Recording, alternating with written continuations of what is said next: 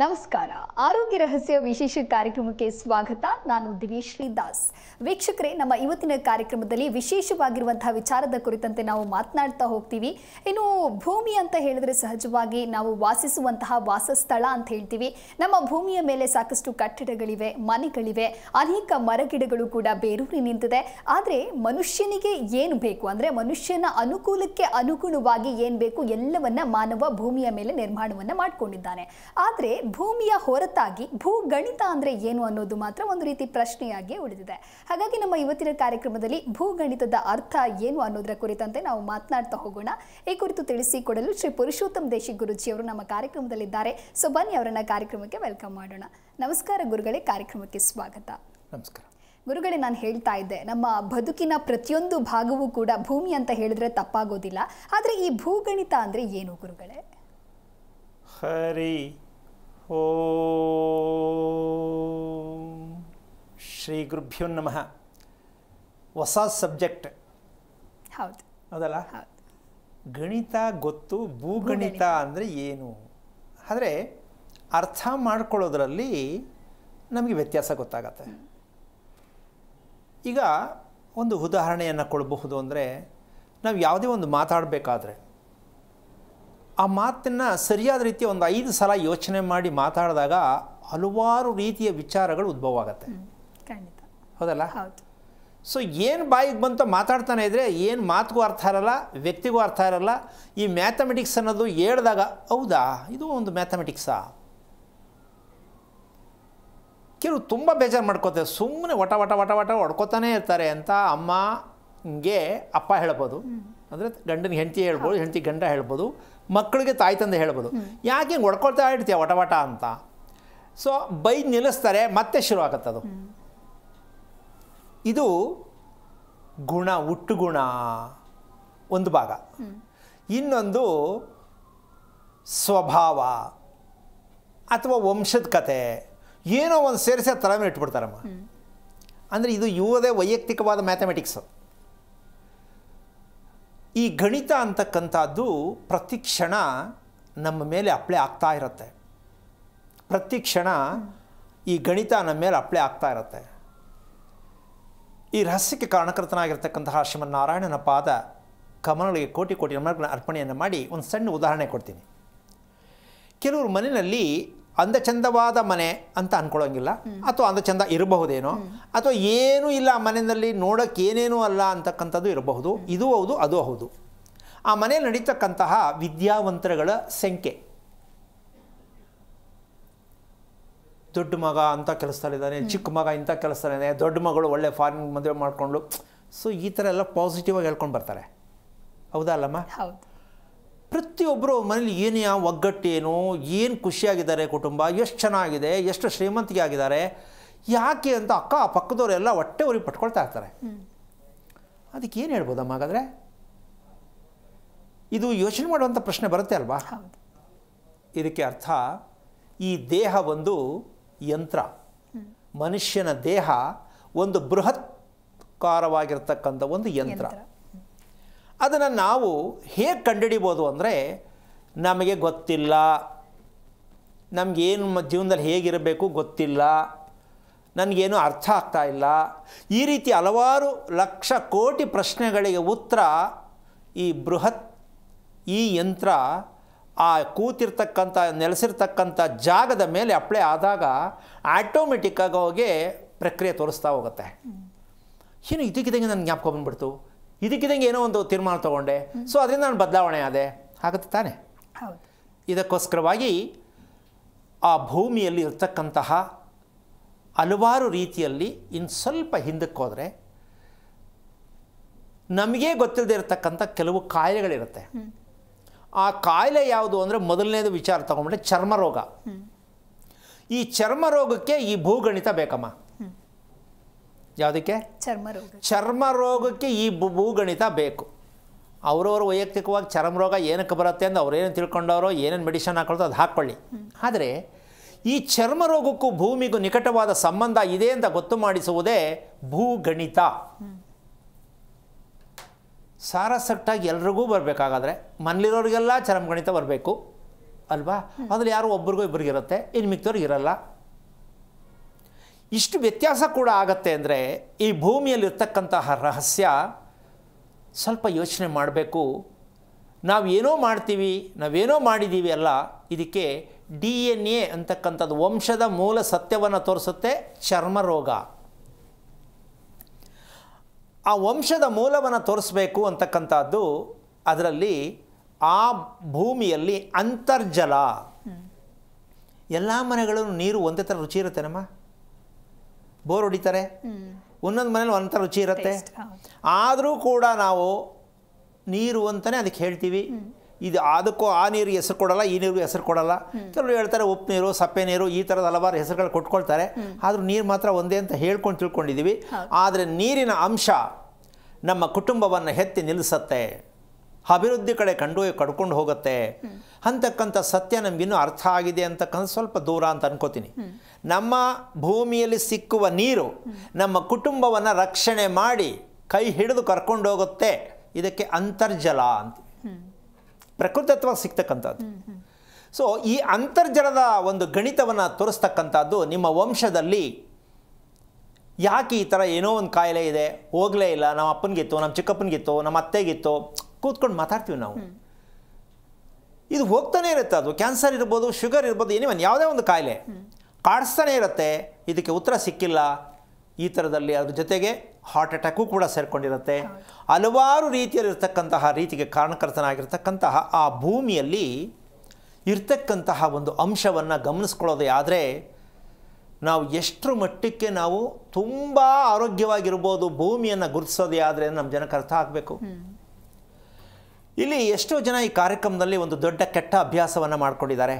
ಏನು ಅಂದರೆ, ನಮಗೆ ನಕ್ಷತ್ರ ಎಲ್ಲ ಗೊತ್ತಿಲ್ಲ ಕಣಪ್ಪ, ನಾವು ತುಂಬ ದೂರದವರು, ನಾವು ಹಳ್ಳಿಯವರು ಕಣಪ್ಪ, ಒಂಚೂರು ಕೊಟ್ಬಿಡಪ್ಪ, ಗುರುಗಳ ಹತ್ರ ಮಾತಾಡ್ಕೊಂಡ್ಬಿಡ್ತೀನಿ. ಈ ಥರದವರು ದಯವಿಟ್ಟು ತುಂಬ ಕಷ್ಟ ಆಗುತ್ತೆ. ಅವ್ರಿಗೆ ಜವಾಬ್ದಾರಿನೇ ಇರಲ್ಲ ಅಂದರೆ ಅವ್ರ ಹತ್ರ ನಾವು ಮಾತಾಡಿ ಪ್ರಯೋಜನಕ್ಕೆ ಬರಲ್ಲ. ಅವ್ರಿಗೆ ಏನು ಗೊತ್ತೂ ಆಗೋದಿಲ್ಲ. ಸ್ವಾಮಿ ನನ್ನ ಮಗ ನೋಡಿ ಹಿಂಗೆ, ನನ್ನ ಮಗಳು ಹಿಂಗೆ ಅಂದರೆ ಅವ್ರಿಗೆ ಆಧಾರಗಳೇ ಗೊತ್ತಿರಲ್ಲ. ಈ ರೀತಿಯಾಗಿದ್ದಂತಹ ಒಂದು ಸನ್ನಿವೇಶಕ್ಕೆ ಸ್ವಲ್ಪ ನಾವು ಮಾತಾಡೋದು ತುಂಬ ಕಷ್ಟ ಆಗುತ್ತೆ. ಆದಷ್ಟು ಯಾರೇ ಕರೆ ಮಾಡಬೇಕಾದ್ರೆ ಒಂದು ವಿಚಾರ ಅಂತ ಹೇಳ್ತೀನಿ, ನಿಖರವಾದ ವಿಚಾರ ನಿಮಗೆ ಬೇಕು ಅಂದರೆ ಮಾತ್ರ ದಯವಿಟ್ಟು ಕರೆ ಮಾಡಿ. ನನಗೆ 1000 ಜನ ಕರೆ ಮಾಡಬೇಕು ಅಂತ ನಾನು ಕೇಳಲ್ಲ. ನಿಮಗೆ ಅರ್ಥ ಮಾಡ್ಕೊಳ್ಳೋ ಶಕ್ತಿ ನಿಮ್ಗೆ ಗೊತ್ತಿರಬೇಕು, ಮತ್ತು ನಾನು ಏನು ಪ್ರಶ್ನೆಯನ್ನು ಕೇಳಬೇಕಂತ ಗೊತ್ತಿರಬೇಕು. ಅಲ್ಲಿ ಫೋನ್ ಲಿಂಕ್ ಕೊಡಿ ಅನ್ನೋದು ಒಂದು ಮಾತಾಡೋದು, ಲೈನಿಗೆ ಬಂದ ತಕ್ಷಣ ಚೇಂಜ್ ಮಾಡ್ಕೊಂಬಿಡೋದು, ಇದೆಲ್ಲ ಗಿಮ್ಮಿಕ್ ದಯವಿಟ್ಟು ಯಾರೂ ಮಾಡಬೇಡಿ. ಈ ಗಿಮ್ಮಿಕ್ ತುಂಬ ಜಾಸ್ತಿ ಆಗ್ತಾಯಿದೆ. ಇಲ್ಲಿ ನಾವು ಟೈಮ್ ಪಾಸ್ ಮಾಡೋಕ್ಕೆ ಕಾರ್ಯಕ್ರಮ ಮಾಡ್ತಾಯಿಲ್ಲ. ನಿಮಗೆ ಒಂದು ರೀತಿಯಲ್ಲಿ ಪ್ರಜ್ಞಾಸ್ಥಿತಿಗೆ ತಲುಪೋದಕ್ಕೆ ಅನುಕೂಲ ಆಗ್ತಕ್ಕಂತಹ ಒಂದು ಬೃಹತ್ಕಾರವಾದ ವಿದ್ಯೆ ಇದು. ಶಾಸ್ತ್ರ, ಜ್ಯೋತಿಷ್ಯ, ಭವಿಷ್ಯ, ಜಾದು ಮಂತ್ರ ಮಾಡ್ತಕ್ಕಂಥ ಕಾರ್ಯಕ್ರಮ ಅಲ್ಲ. ಪ್ರತಿಯೊಬ್ಬರು ಅರ್ಥ ಮಾಡಿಕೊಂಡು ಕರೆ ಮಾಡಿ. ಸರಿ ಗುರುಜಿ, ಈ ಕುರಿತಂತೆ ಮಾತನಾಡ್ತಾ ಹೋಗೋಣ. ಕಾಲರ್ ಒಬ್ರು ಇದ್ದಾರೆ, ಮಾತನಾಡಿಸ್ಬಿಡೋಣ. ಹೊನ್ನಾಳಿಯಿಂದ ನಾಗರಾಜ್ ಅಂತ ಹೇಳಿ ಕರೆ ಮಾಡಿದ್ದಾರೆ. ನಮಸ್ಕಾರ ನಾಗರಾಜ್. ನಮಸ್ಕಾರ. ಯಾರ ಬಗ್ಗೆ ಕೇಳಬೇಕಾಗಿತ್ತು? ನಕ್ಷತ್ರ ತಿಳಿಸಿ. ಗುರುಗಳಿದ್ದಾರೆ. ಮಗನ ಬಗ್ಗೆ ಕೇಳಬೇಕಾಗಿತ್ತು, ಆರೋಗ್ಯದ ವಿಚಾರವಾಗಿ. ಹಲೋ. ಹರಿಓಂ ಗುರುವೆ. ನಾರಾಯಣ, ಹೇಳಿಪ್ಪ. ನನ್ನ ಮಗನ ವಯಸ್ಸು 33. ಅವನು ಚಿತ್ತಾ ನಕ್ಷತ್ರದಲ್ಲಿ ಹುಟ್ಟಿದ್ದಾನೆ. ಚಿತ್ತಾ ನಕ್ಷತ್ರ, ತುಲಾ ರಾಶಿ. ಓಕೆ, ಅವನು ಹುಟ್ಟಿದ್ದು ಆಯಿತು. ಸಾಕು. ಒಂದು ವಿಷಯ ಏನು ಬೇಕು ಅವನ ಬಗ್ಗೆ? ಆರೋಗ್ಯದ ಬಗ್ಗೆ ಬೇಕು ಗುರುವೆ. ಮದುವೆ ಆಯ್ತಾ? ಮದುವೆ ಆಗಿದೆ, ಒಂದು ಮಗು ಇದೆ. ಮಗು ನಕ್ಷತ್ರ ಹೆಸರು? ಮಗು ನಕ್ಷತ್ರ ಶ್ರವಣ ನಕ್ಷತ್ರ, ಮಕರ ರಾಶಿ. ಓಕೆ, ಹೆಣ್ಣ ಗಂಡ? ಹೆಣ್ಣು. ಓಕೆ, ಹೆಣ್ಣು. ಮಗು ಆರೋಗ್ಯವಾಗಿದೆಯಾ? ಆರೋಗ್ಯವಾಗಿದೆ. ಎಷ್ಟು ವಯಸ್ಸು ಪಾಪುಗೆ? 5.5 ವರ್ಷ ಆಯ್ತು. ಓಕೆ. ಮಗು ನಿದ್ದೆ ಊಟ ತುಂಬ ಚೆನ್ನಾಗಿ ಮಾಡುತ್ತಾ? ಪರವಾಗಿಲ್ಲ, ನಿದ್ದೆನೂ ಚೆನ್ನಾಗಿ ಮಾಡುತ್ತೆ. ಊಟನೂ ನೀವು ಏನು ಹೇಳಿದ್ಮೇಲೆ ಟಿವಿಯಲ್ಲಿ ಕೇಳ್ತಾ ಇದ್ಮೇಲೆ ಆ ಹುಡುಗಿ ತುರುಕ್ತಾ ಇದ್ವಲ್ಲ, ಅದನ್ನು ಬಿಟ್ಟು ಅಗದು ಉಣ್ಸೋಕೆ ಏರ್ಪಾಡು ಮಾಡಿದ್ವಿ. ಸ್ವಲ್ಪ ಏನಾದ್ರು ಪ್ರಯೋಜನ ಕಾಣ್ತಾ ಇದೆಯಾ? ಬಹಳ ಪ್ರಯೋಜನ ಆಗಿದೆ. ಆಶ್ಚರ್ಯ ಅಲ್ಲ, ಊಟ ತಿನ್ನೋದ್ರಲ್ಲೂ ಇಷ್ಟೆಲ್ಲ ಇದೆ ಅಂತ? ಬಹಳ ಆಶ್ಚರ್ಯ. ನಾವು ಈ ವಯಸ್ಸಾದಾಗೂ ನಾವು ತಿಳ್ಕೊಂಡು ನಾವು ಯೋಚನೆ ಮಾಡ್ಬೇಕಾಗಿತ್ತು. ಈಗ ನೋಡಿ, ನಾವು ಇನ್ನೂ ಎಷ್ಟು ಹಿಂದೆ ಇದ್ದೀವಾ ಮುಂದೆ ಇದ್ದೀವಾ? ಬಹಳ ಹಿಂದೆ ಇದೀವಿ ಬಿಡ್ರಿ ಗುರುವೆ. ಆದರೂ ದೇವ್ರನ್ನ ಹಿಡ್ಕೊಂಡು ಎಳಿತಾ ಇದ್ದೀವಿ, ನನಗೆ ಯಾಕೆ ಒಳ್ಳೇದು ಮಾಡಲಿಲ್ಲ ಅಂತ. ಇಲ್ಲ, ನಡೆಯೋ ದಾರಿನೇ ತಿಳ್ಕೊಂಡು ನಡೀತಾ ಇಲ್ಲ ಅಷ್ಟೇ. ತಿಳ್ಕೋಬೇಕು ಅಂತ ಗೊತ್ತೇ ಇಲ್ಲ ಜನಕ್ಕೆ, ದೇವ್ರು ಮಾಡ್ದಂಗೆ ಆಗಲಿ ಅಂತ ಓಡ್ತಾ ಇರೋದೆ. ಓಕೆ, ನಿಮ್ಮ ಮಾಧ್ಯಮದ ಮುಖಾಂತರ ಹೆಲ್ಪ್ ಆಗ್ತದೆ ನನಗೆ. ಓಕೆ, ಸಂತೋಷ. ನಿಮ್ಮ ಮನೆ ಎಷ್ಟು ವರ್ಷದ್ದು? ನಮ್ಮ ಮನೆ ಸುಮಾರು ಒಂದು 20 ವರ್ಷದ್ದು ಇರ್ಬೋದು ಅಷ್ಟೇ. ಎಷ್ಟು ರೂಮ್ ಇದೆ ನಿಮ್ಮ ಮನೆಯಲ್ಲಿ? ನಮ್ಮ ಮನೆಯಲ್ಲಿ 2 ರೂಮ್ ಇದೆ. ನಿಮ್ಮ ಮಗ ಮಲ್ಕೊಳ್ತಕ್ಕಂತಹ ರೂಮು ಯಾವ ದಿಕ್ಕಿನಲ್ಲಿದೆ ಅಂತ ಗೊತ್ತಾ? ಪೂರ್ವ ದಿಕ್ಕಿ ಕಡೆ ಮುಖ ಇದೆ. ಏನು ರೂಮು? ರೂಮು. ಓಕೆ, ಕಿಟಕಿ ಎಷ್ಟಿದೆ ರೂಮ್ಗೆ? ಕಿಟಕಿ 2 ಇದೆ. ಯಾವ ದಿಕ್ಕಿಗಿದೆ? ಅವು ಒಂದು ಅಗ್ನಿ ದಿಕ್ಕಿನಲ್ಲಿದೆ, ಒಂದು ವಾಯುವ್ಯ ದಿಕ್ಕಿನಲ್ಲಿದೆ. ಓಕೆ, ಎಷ್ಟು ವರ್ಷ ಆಯಿತು ಮನೆ ಕಟ್ಸಿಯೋದು? 20 ವರ್ಷ ಆಗಿದೆ ಗುರು. ಅವನು ಎಷ್ಟು ವರ್ಷದಿಂದ ಆ ಮನೇಲಿ ಮಲ್ಕೋತಾನೆ? ಅವನು ಒಂದು 11 ವರ್ಷದಿಂದ ಮಲಗ್ತಾ ಇದ್ದಾನೆ. ಚರ್ಮಕ್ಕೆ ಸಂಬಂಧಪಟ್ಟಂಥದ್ದು ಸಣ್ಣ ಪುಟ್ಟ ವಿಚಾರ ಗೊತ್ತಾಗಿದೆಯಾ? ಅಂಥದ್ದೇನು ಕಂಡು ಬಂದಿಲ್ಲ ಗುರುವೆ. ಅಲ್ಲ, ಸಣ್ಣ ಗುಳ್ಳೆಗಳಾಗ್ತಕ್ಕಂಥದ್ದು, ಸ್ವಲ್ಪ ಹೀಟ್ ಜಾಸ್ತಿ ಆಯಿತು, ನನಗೆ ನವೆ ಇದೆ. ಹೀಟ್ ಜಾಸ್ತಿ ಆಗಿರೋದು ಮಾತ್ರ ಗೊತ್ತು. ಆಟೋ ಓಡಿಸ್ತಾನೆ, ಹಾಂ, ಅದಕ್ಕಾಗಿ ದಿವಸ ಬಂದು ಎಳ್ನೀರು ಕುಡಿತಾನೆ. ಆಟೋ ಓಡಿಸರೆ ಹೀಟ್ ಜಾಸ್ತಿ ಅಂತ ನಿಮ್ಮ ಅಭಿಪ್ರಾಯ? ನಮ್ಮ ಅಭಿಪ್ರಾಯ ಅಂತಲ್ಲ, ಎಸ್ಪೆಷಲಿ ಆ ಥರದ್ದು ಅಭಿಪ್ರಾಯ ಬರುತ್ತೆ. ಓಕೆ, ಅವನು ನಿದ್ದೆ ಮಾಡ್ತಕ್ಕಂಥ ಮ್ಯಾಥಮೆಟಿಕ್ಸ್ ಚೆನ್ನಾಗಿದೆಯಾ? ಟೈಮಿಂಗ್ಸ್ ಪಕ್ಕ ನಿದ್ದೆ ಮಾಡೋದು, ಬೆಳಗ್ಗೆ ಏಳೋದು ಕರೆಕ್ಟ್ ಇದೆಯಾ ಅನ್ಸುತ್ತಾ? ಸ್ವಲ್ಪ ವ್ಯತ್ಯಾಸ ಇದೆ. ನಿಮ್ಮ ಕಾರ್ಯಕ್ರಮ ಕೇಳಿದಾಗಿಂದ ಅವ್ನು ಸ್ವಲ್ಪ ಬೇಗ ಹೇಳ್ತಾ ಇದ್ದಾನೆ. ಅರ್ಥ ಆಗಿದೆಯಾ ಅವನಿಗೆ ಕಾರ್ಯಕ್ರಮ? ಕಾರ್ಯಕ್ರಮ ಅರ್ಥ ಆಗಿದೆ, ಅನುಭವಕ್ಕೂ ಬಂದಿದೆ ಅವನಿಗೆ. ಓಕೆ, ಕೋಪ ಎಷ್ಟು ಮಾಡ್ತಾನೆ? ಕೋಪ ಮಾತ್ರ 1.5 ಕ್ವಿಂಟಾಲ್ ಇದೆ ನೋಡ್ರಿ. ಇದು ನೀವು ಚೇಂಜ್ ಮಾಡಬೇಕು ಅಂತ ಅನಿಸ್ತಿಲ್ವಾ? ಪ್ರಯತ್ನ ಪಡ್ತಾ ಇದೀವಿ ಗುರುವೆ. ಅದು ಏನು ಅಮಾವಾಸ್ಯೆಯಲ್ಲಿ ಹುಟ್ಟಿದ್ದಕ್ಕೆ ಆಗ್ತಿತ್ತೋ ಅಥವಾ ನಕ್ಷತ್ರ ದೋಷನೋ ಅರ್ಥ ಆಗ್ತಾ ಇಲ್ಲ. ಓಕೆ, ನಾಯಿ ಸಾಕಿದ್ದೀರಾ ಮನೆಯಲ್ಲಿ? ನಾಯಿ ಆಗಲಿ ಬೆಕ್ಕಾಗಲಿ ಯಾವನ್ನೂ ಸಾಕಿಲ್ಲ ನಾವು. ಸಾಕಿಲ್ವ ಮನೇಲಿ ನಾಯಿನ ಅಂದೆ? ಇಲ್ಲ ಇಲ್ಲ ಇಲ್ಲ. ಓಕೆ, ಈಗ ವಿಚಾರಕ್ಕೆ ಬರೋದೇ ಆದರೆ ಅವನಿಗೆ ಚಿತ್ತಾ ನಕ್ಷತ್ರದಲ್ಲಿ ಹುಟ್ಟಿರ್ತಕ್ಕಂತಹ ಒಂದು ಲೆಕ್ಕಾಚಾರದಲ್ಲಿ ನಿಮ್ಮ ಮನೆಯಲ್ಲಿ ಸತ್ತಿರೋರ ಫೋಟೋ ಯಾವ್ದು ಇಟ್ಟಿದ್ದೀರಾ?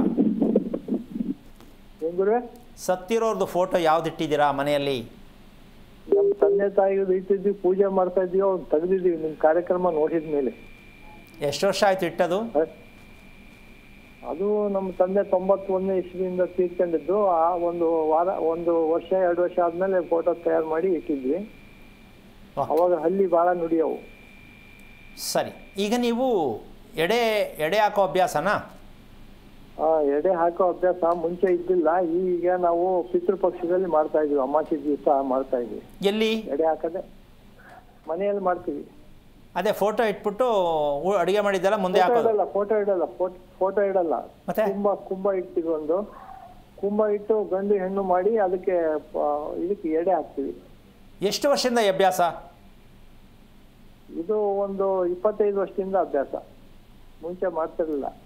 ಓಕೆ, ಈಗ ನೀವು ಅದು ಮಾಡೋದು ಯಾರಿಗೆ? ಇದಕ್ಕೆ ಸರ್ವ ಪಿತೃಗಳು ಅಂತಾರೆ ಮಹಾಲಯ ಅಮಾವಾಸ್ಯೆನ. ಹೌದು ಗುರುವೆ. ವಂಶದವ್ರಿಗೆಲ್ಲ ಮಾಡೋದು ಅಂತನಾ? ನಮ್ಮ ಮನಸ್ಸಿನಲ್ಲಿ ಬಂದಿದ್ದು ತಂದೆ ತಾಯಿಗಳಿಗೆಲ್ಲ ನಮ್ಮ ಸತ್ತವರಿಗೆ ಮಾಡಬೇಕು ಅನ್ನೋ ಒಂದು ವಿಚಾರ ನಿಮ್ಮ ಕಾರ್ಯಕ್ರಮದಿಂದ ಗೊತ್ತಾಗಿ ಪದ್ಧತಿ ಅನುಸಾರ ಮಾಡ್ತಾ ಇಲ್ಲ, ಆದ್ರೆ ಪಿತೃಪಕ್ಷದಲ್ಲಿ ಮಾಡ್ತಾ ಇದ್ದೀವಿ. ಓಕೆ, ಈಗ ನಿಮ್ಮ ಊರು ಯಾವುದು? ನಮ್ಮ ಊರು ಸನ್ಯಾಸಿ ಕೋಡಮಗ್ಗಿ ಅಂತ ಭದ್ರಾವತಿ ತಾಲೂಕು. ಓಕೆ, ಸುತ್ತ ಕಾಂಪೌಂಡ್ ಇದೆ ನಿಮ್ಮ ಮನೆಗೆ? ಸಣ್ಣಕ್ಕಿದೆ, ಇಲ್ಲಿ ಇದೆ ಕಾಂಪೌಂಡ್. ಸುತ್ತ ಇಲ್ಲ, ಫ್ರಂಟಿಗೆ ಮಾತ್ರ ಇದೆ. ಯಾವ ದಿಕ್ಕಿಗೆ? ಪೂರ್ವ ದಿಕ್ಕಿಗೆ. ಇನ್ನು ಮಿಕ್ಕಿದ ಕಡೆ ಇಲ್ಲ?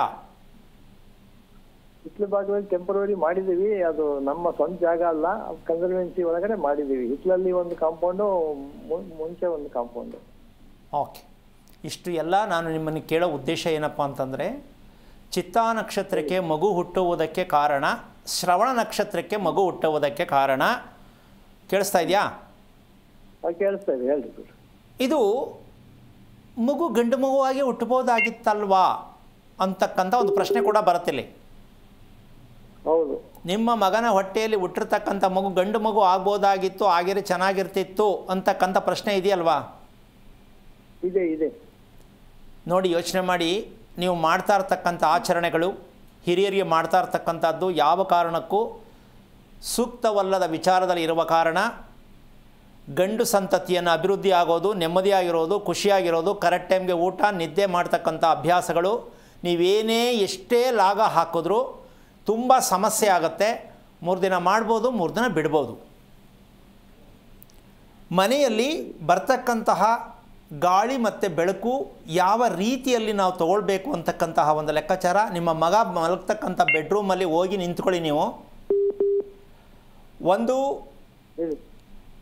ಆ ಬೆಡ್ರೂಮ್ನಲ್ಲಿ ಇರ್ತಕ್ಕಂಥ ಅಗ್ನಿ ಮೂಲೆಗೆ ಕಿಟಕಿ ಇಟ್ಟಿದ್ದೀರಾ, ಹೌದೌದು. ವಾಯು ಮೂಲೆ ಒಂದು ಕಿಟಕಿ ಇಟ್ಟಿದ್ದೀರಾ. ಸರಿ. ಇದು ಎಕ್ಸ್ ರೀತಿ ಕಾಣಿಸುತ್ತಾ? ರೂಮಲ್ಲಿ ನಿಂತ್ಕೊಂಡ್ರೆ ಗೊತ್ತಾಗುತ್ತಾ ನೋಡಿ? ಸ್ವಲ್ಪ ಸ್ವಲ್ಪ ಅಲ್ವಾ? ಯಾಕಿಷ್ಟೊಂದು ನಾನು ಒಂದು ಸಣ್ಣ ವಿಚಾರವನ್ನು ನಿಮಗೆ ಹಿಡಿದು ಹೇಳ್ತಾ ಇದ್ದೀನಿ ಅಂದರೆ, ಇವತ್ತಿನ ಕಾರ್ಯಕ್ರಮದಲ್ಲಿ ಭೂಮಿಯಲ್ಲಿ ಇರ್ತಕ್ಕಂಥ ಹವಾಗುಣ ಮತ್ತು ಬೆಳಕು ಯಾವ ದಿಕ್ಕಿನಿಂದ ಯಾವ ದಿಕ್ಕಿಗೆ ಮುಂದೆ ಹೋಗುತ್ತೆ, ಯಾವ ದಿಕ್ಕಿನಿಂದ ಯಾವ ಕಡೆಗೆ ಬರುತ್ತೆ ಅಂತಕ್ಕಂಥ ಸತ್ಯಾಂಶವನ್ನು ತಿಳ್ಕೊಂಡು ಮನೆ ಕಟ್ಟಕ್ಕಾಗಿದೆಯಾ ಅಂತಕ್ಕಂಥ ಒಂದು ಪ್ರಶ್ನೆ. ಹೌದು. ಆ ರೂಮಲ್ಲಿ ಇಟ್ಟಿರ್ತಕ್ಕಂಥದ್ದು ವಿಚಾರ ಏನಪ್ಪ ಅಂದರೆ, ಉಚ್ಚ ಸ್ಥಾನದಲ್ಲಿ ಅಂದರೆ ಆದಾಯಕ ಆಗಿರ್ತಕ್ಕಂತಹ ಧನ ಋಣ ಅಂತ ಹೇಳ್ತೀವಿ, ಧನಸ್ಥಾನ ಉಚ್ಚಸ್ಥಾನ ಅಂತ ಹೇಳ್ತೀವಿ. ಆ ಕಿಟಕಿ ಇಟ್ಟಿರ್ತಕ್ಕಂಥ ರೀತಿ ನೀತಿಗಳು ಅಲ್ಲ ಇಟ್ಟುಬಿಟ್ಟಿದ್ದೀರಾ, ಅವಾಗ ನಿಮ್ಗೆ ಗೊತ್ತಿಲ್ಲ. ಆದರೂ ವಿಷಯ ತಿಳ್ಕೊಳ್ಳಿ. ನಿಮ್ಮ ಥರ ಮನೆ ಕಟ್ಟೋರಿಗೆ, ಮನೆಯಲ್ಲಿ ವಾಸ ಮಾಡೋರು ಸ್ವಲ್ಪ ಅರ್ಥ ಆಗಲಿ. ಮಕ್ಕಳ ಭವಿಷ್ಯ ಕೇಳ್ತಾರೆ, ಮಕ್ಕಳ ಆರೋಗ್ಯ ಕೇಳ್ತಾರೆ, ಮಕ್ಕಳ ಅಭಿವೃದ್ಧಿ ಕೇಳ್ತಾರೆ. ಮನೇಲಿ ಇಡ್ತಕ್ಕಂತಹ ಕಿಟಕಿಯಿಂದ ಮಕ್ಕಳ ಅಭಿವೃದ್ಧಿಗೆ ಕುಂಠಿತವಾಗತ್ತೆ ಅನ್ನೋ ಸತ್ಯಾಂಶವನ್ನು ಇವತ್ತು ಸ್ವಲ್ಪ ತೋರಿಸ್ಕೊಡ್ಬೇಕಾಗತ್ತೆ. ಯಾರೇ ಕರೆ ಮಾಡಿದ್ರು ನಿಮ್ಮ ಮನೆ ಬೆಡ್ರೂಮ್ ಕಿಟಕಿಗಳನ್ನ ಸ್ವಲ್ಪ ಗಮನಿಸ್ಬಿಟ್ಟು ಕರೆ ಮಾಡಿ. ನಿಮ್ಮ ಹಣೆ ಬರ, ರೂಮಲ್ಲಿ ಮಲ್ಕೊಳ್ಳೋ ಹಣೆ ಬರ ಏನು ಅಂತ ತಿಳ್ಕೊಳ್ಳಿ. ನಾವು ಏನೇನೋ ಮಾಡೋಕ್ಕೆ ಹೋಗ್ತೀವಿ, ಒಂದು ಕಿಟಕಿ ಇಡಬೇಕಾದ್ರೂ ಎಷ್ಟೆಲ್ಲ ಅರ್ಥ ಇದೆ ಅಂತ ಇವತ್ತು ಪ್ರತಿಯೊಬ್ಬರು ತಿಳಿಸೋಣ ಅಂತ ಈ ಕಾರ್ಯಕ್ರಮದಲ್ಲಿ ಹೇಳ್ತಾ ಇದ್ದೀನಿ. ನೀವು ಮಾಡಬೇಕಾದ ಕೆಲಸ ಇಷ್ಟೇ. ನಿಮ್ಮ ಹುಡುಗ ಶ್ರಮ ಬೀಳ್ತಾನೆ, ಫಲ ಕಮ್ಮಿ, ಅದರಿಂದ ತುಂಬ ಬೇಜಾರಾಗ್ತಾನೆ, ಹೌದಲ್ಲ? ಹೌದು ಹೌದು. ನೀವು ಮೊದಲು ಏನು ಕೆಲಸ ಮಾಡಿ ಅಂದರೆ, ನೆಮ್ಮದಿ ಬೇಕಪ್ಪ, 3 ದಿನ ಮಾಡಿದ್ದು ಇನ್ನು 3 ದಿನ ನಿಂತೋಗುತ್ತಪ್ಪ ಅನ್ನೋ ಪ್ರಶ್ನೆಗೆ ಉತ್ತರ ಬೇಕಂದರೆ, ನೀವು ಮಾಡುತ್ತಿರುವ ಶ್ರಾದ್ದ ಕ್ರಿಯೆಗಳನ್ನು ಕ್ರಮಬದ್ಧವಾಗಿ ಯಾವ ಜಾಗದಲ್ಲಿ ಮಾಡಬೇಕು, ಎಲ್ಲಿ ಮಾಡಬೇಕು, ಯಾವ ರೀತಿ ಮಾಡಬೇಕು, ಇದನ್ನು ತಿಳ್ಕೊಳ್ಳೋಕ್ಕೆ ಪ್ರಯತ್ನ ಪಟ್ಟರೆ ನಿಮ್ಮ ಮಗ 10 ಜನ ಮಕ್ಕಳಿರೋದು ಒಂದೇ, ನಿಮ್ಮ ಮಗ ಒಬ್ಬ ಇರೋದು ಒಂದೇ. ಆದರೆ ಇವತ್ತೇನಾಗಿದೆ ಅಂದರೆ, ಅವನಿಗೆ ಅರ್ಥ ಆಗ್ತಾಯಿಲ್ಲ ನಾನು ಏನು ಕೊಟ್ಟಿದ್ದೀನಿ ಭೂಮಿಯಲ್ಲಿ ಅಂತ. ಇದನ್ನು ನೋಡಿ ನಿಮಗೂ ಆಶ್ಚರ್ಯ ಆಗ್ತಾ ಇದೆ, ಏನಪ್ಪ ಇವನಿಗೇನು ಹೇಳೋಕ್ಕಾಗತ್ತಾ, ಏನು ಮಾಡಲಿ ಅಂತ ನಿಮಗೂ ಅನಿಸ್ತಾ ಇದೆ. ಇದೆಲ್ಲ ನೀವು ತಿಳ್ಕೊಬೇಕಂದ್ರೆ, ನಿಮ್ಮ ಮಗ ಹುಟ್ಟಿರ್ತಕ್ಕಂಥದ್ದು ಚಿತ್ತಾ ನಕ್ಷತ್ರ, ನಿಮ್ಮ ಮೊಮ್ಮಗಳು ಹುಟ್ಟಿರ್ತಕ್ಕಂಥದ್ದು ಶ್ರವಣ ನಕ್ಷತ್ರ. ಇದು ನಿಮ್ಮ ಹಿರಿಯರ ಪೂರ್ಣವಾಗಿರ್ತಕ್ಕಂಥ, ನೀವು ಹಿನ್ನಡೆ ಆಗಿರ್ತಕ್ಕಂಥ ವಂಶ ಆಗಿದೆ. ಇದನ್ನು ತಿಳ್ಕೊಳ್ಳೋಕೆ ಪ್ರಯತ್ನ ಮಾಡಿ, ಯೋಚನೆ ಮಾಡೋದನ್ನು ಬಿಡಿ, ಒಳ್ಳೆಯದಾಗತ್ತೆ. ಓಕೆ, ಧನ್ಯವಾದಗಳು ನಾಗರಾಜ್ ಕರೆ ಮಾಡಿದ್ದಕ್ಕಾಗಿ. ಈಗ ಬೆಂಗಳೂರಿನಿಂದ ದೀಪಾ ಅಂತ ಹೇಳಿ ಕರೆ ಮಾಡಿದ್ದಾರೆ. ನಮಸ್ಕಾರ ದೀಪಾ. ನಮಸ್ತೆ ಮೇಡಮ್. ಯಾರ ಬಗ್ಗೆ ಕೇಳಬೇಕಾಗಿತ್ತು? ನಕ್ಷತ್ರ ತಿಳಿಸಿ. ನಾವು ನಮ್ಮ ಮಗನ ಬಗ್ಗೆ ಕೇಳಬೇಕಿತ್ತು ಮೇಡಮ್. ಓಕೆ. ಹಲೋ, ನಮಸ್ತೆ ಗುರುಜಿ. ನಾರಾಯಣ, ಹೇಳಮ್ಮ, ಯಾವ ಊರು? ನಾವಿಲ್ಲಿ ಬೆಂಗಳೂರಿಂದ ಮಾತಾಡ್ತಾ ಇರೋದು. ಓಕೆ. ಮಗನಿಗೆ ಎಷ್ಟು ವಯಸ್ಸು? ಮಗನಿಗೆ ಇವಾಗ 28 ವರ್ಷ. 28? ಹೌದು ಸ್ವಾಮಿ. ಮದುವೆ ಆಯ್ತಾ? ಇಲ್ಲ, ಆಗಿಲ್ಲ ಇನ್ನು. ಏನು ನಕ್ಷತ್ರ ಹೇಳಿದ್ದು? ಮಕ ನಕ್ಷತ್ರ, ಓಕೆ. ಸಿಂಹರಾಶಿ. ಏನು ಆಗಬೇಕಿತ್ತಮ್ಮ? ಅದು ಮದುವೆ ಬಗ್ಗೆನೇ ಕೇಳಬೇಕಿತ್ತು ಸ್ವಾಮಿ. ಓಕೆ. ಏನು ಮಾಡ್ತಾನೆ ಮಗ? ಮಗ ಬೀಬಿ ಅಂತೇಳಿ ಕೆಲಸ ಮಾಡ್ತಾನೆ, ಮಾರ್ಷಲ್ ಕೆಲಸ. ನಿಮ್ಮ ಯಜಮಾನ್ರು? ನಮ್ಮ ಯಜಮಾನ್ರು ಇಲ್ಲ ಸ್ವಾಮಿ. ಎಷ್ಟು ವರ್ಷ ಆಯಿತು? 2 ವರ್ಷ ಆಯ್ತು. ಏನಾಗಿತ್ತು? ಹಾರ್ಟ್ ಅಟ್ಯಾಕ್ ಆಗಿತ್ತು. ಮನೇಲಿ ಆಯಿತಾ, ಹಾಸ್ಪಿಟ್ಲ್ ಆಯಿತಾ? ಹಾಸ್ಪಿಟ್ಲಲ್ಲಿ. ನೋಡಿ, ನಿಮ್ಮ ಮಗ ಬಂದ ನಿಮ್ಮ ಯಜಮಾನ್ರು ಹೋದರು. ಅಯ್ಯೋ ಅಷ್ಟು ವರ್ಷ ಆಯಿತು ಸ್ವಾಮಿ ಅಂತ ಅಂದ್ಕೋಬೇಡಿ. ಯಾಕೆಂದರೆ ಇದು ಈ ಪಾಸ್ಪೋರ್ಟ್ ಹೆಂಗೆ ರೆಡಿ ಆಗುತ್ತೆ ಅಂದರೆ, ಒಂದು ಮಗು ಹುಟ್ಟಿದ್ರೆ ಅಪ್ಪನಿಗೆ ಪಾಸ್ಪೋರ್ಟ್ ರೆಡಿ ಆಗಬೇಕಾ, ಅಮ್ಮನಿಗೆ ಪಾಸ್ಪೋರ್ಟ್ ರೆಡಿ ಆಗಬೇಕಾ, ಅಥವಾ ಮಗುಗೆ ಪಾಸ್ಪೋರ್ಟ್ ರೆಡಿ ಆಗಬೇಕಾ ಅನ್ನೋ ಸತ್ಯ ಇರುತ್ತೆ. ಮಗು ಹುಟ್ಟಿದಾಗ ಮಖ ನಕ್ಷತ್ರದ ಒಂದು ಮಗು ಹುಟ್ಟಿದ್ರೆ ತಂದೆ ಇಲ್ಲದ ಮನೆ ಆಗಲೇಬೇಕು, ಇದು ಶಾಪ ಅಂತ ಅನ್ಕೋತೀವಿ. ಅಲ್ಲ ಅಮ್ಮ, ಕೇಳಿಸ್ಕೊತಿದ್ಯಾ? ಬೇಜಾರಾಗ್ತಿದ್ಯಾ? ಅರ್ಥ ಆಗ್ತಿದ್ಯಾ? ಅರ್ಥ ಆಗ್ತದೆ. ಹೇಳಿ. ಯಾಕೆ ತಾಯಿ, ನಿಮ್ಗೆ ಇದೆಲ್ಲ ನಂಬಿಕೆ ಇಲ್ವಾ? ಸುಮ್ಮನೆ ಮಕ್ಕಳನ್ನ ಊಟ ಹಾಕಿ ಬೆಳೆಸ್ಬಿಡೋದು ಅಷ್ಟೇ, ಕೆಲಸ ಕೊಡಿಸೋದು ಅಷ್ಟೇನಾ? ಮಕ್ಕಳು ಚೆನ್ನಾಗಿರಬೇಕು, ಮನೇಲಿ ಕುಟುಂಬ ಚೆನ್ನಾಗಿರಬೇಕು. ಈಗ ನಿಮ್ಮ ಯಜಮಾನ್ರಿಗೆ ಆದಂಥ ದುರಂತ ನಿಮ್ಗೆ ಇಷ್ಟನಾ ಕಷ್ಟನಾ? ಕಷ್ಟನೇ. ಮತ್ತು ಯಾಕೆ ತಿಳ್ಕೊಳ್ಳಿಲ್ಲ ನೀವು? ನಮ್ಮ ಯಜಮಾನರು ಈ ರೀತಿ ಯಾಕೆ ಸಾಯಬೇಕು? ಅಯ್ಯೋ ದೇವ್ರು ಕೊಟ್ಟ, ವಯಸ್ಸು ಆಯುಸ್ಸು ಇದ್ದಿದೆ ಅಷ್ಟು, ಹಿಂಗೆ ಅಂದ್ಕೊಂಡೇ ಕಾಲ ಕಳೆದುಬಿಟ್ರೆ ನಿಮ್ಮ ಮಗನ ಮುಂದಿನ ದಾರಿ ಕತೆ ಏನು? ಅವನಿಗೆ ಮದುವೆ, ಅವನ ಆರೋಗ್ಯ, ಅವನು ನೆಮ್ಮದಿ, ನಿಮಗೆ ನೆಮ್ಮದಿ ಸಿಕ್ಕೋದೇ ಇಲ್ಲ, ಸಿಕ್ಕಿಲ್ಲ, ಸಿಕ್ಕೋದೂ ಇಲ್ಲ. ಏನು ಬದುಕು ಇದು? ಒಂದು ಕೆಲಸ ಬೇಕು, ಕೆಲಸ ಮಾಡಿಸ್ಬಿಟ್ಟಿದ್ದೀರಾ, ಓದಿಸ್ಬೇಕು, ಓದಿಸಿದ್ದೀರಾ.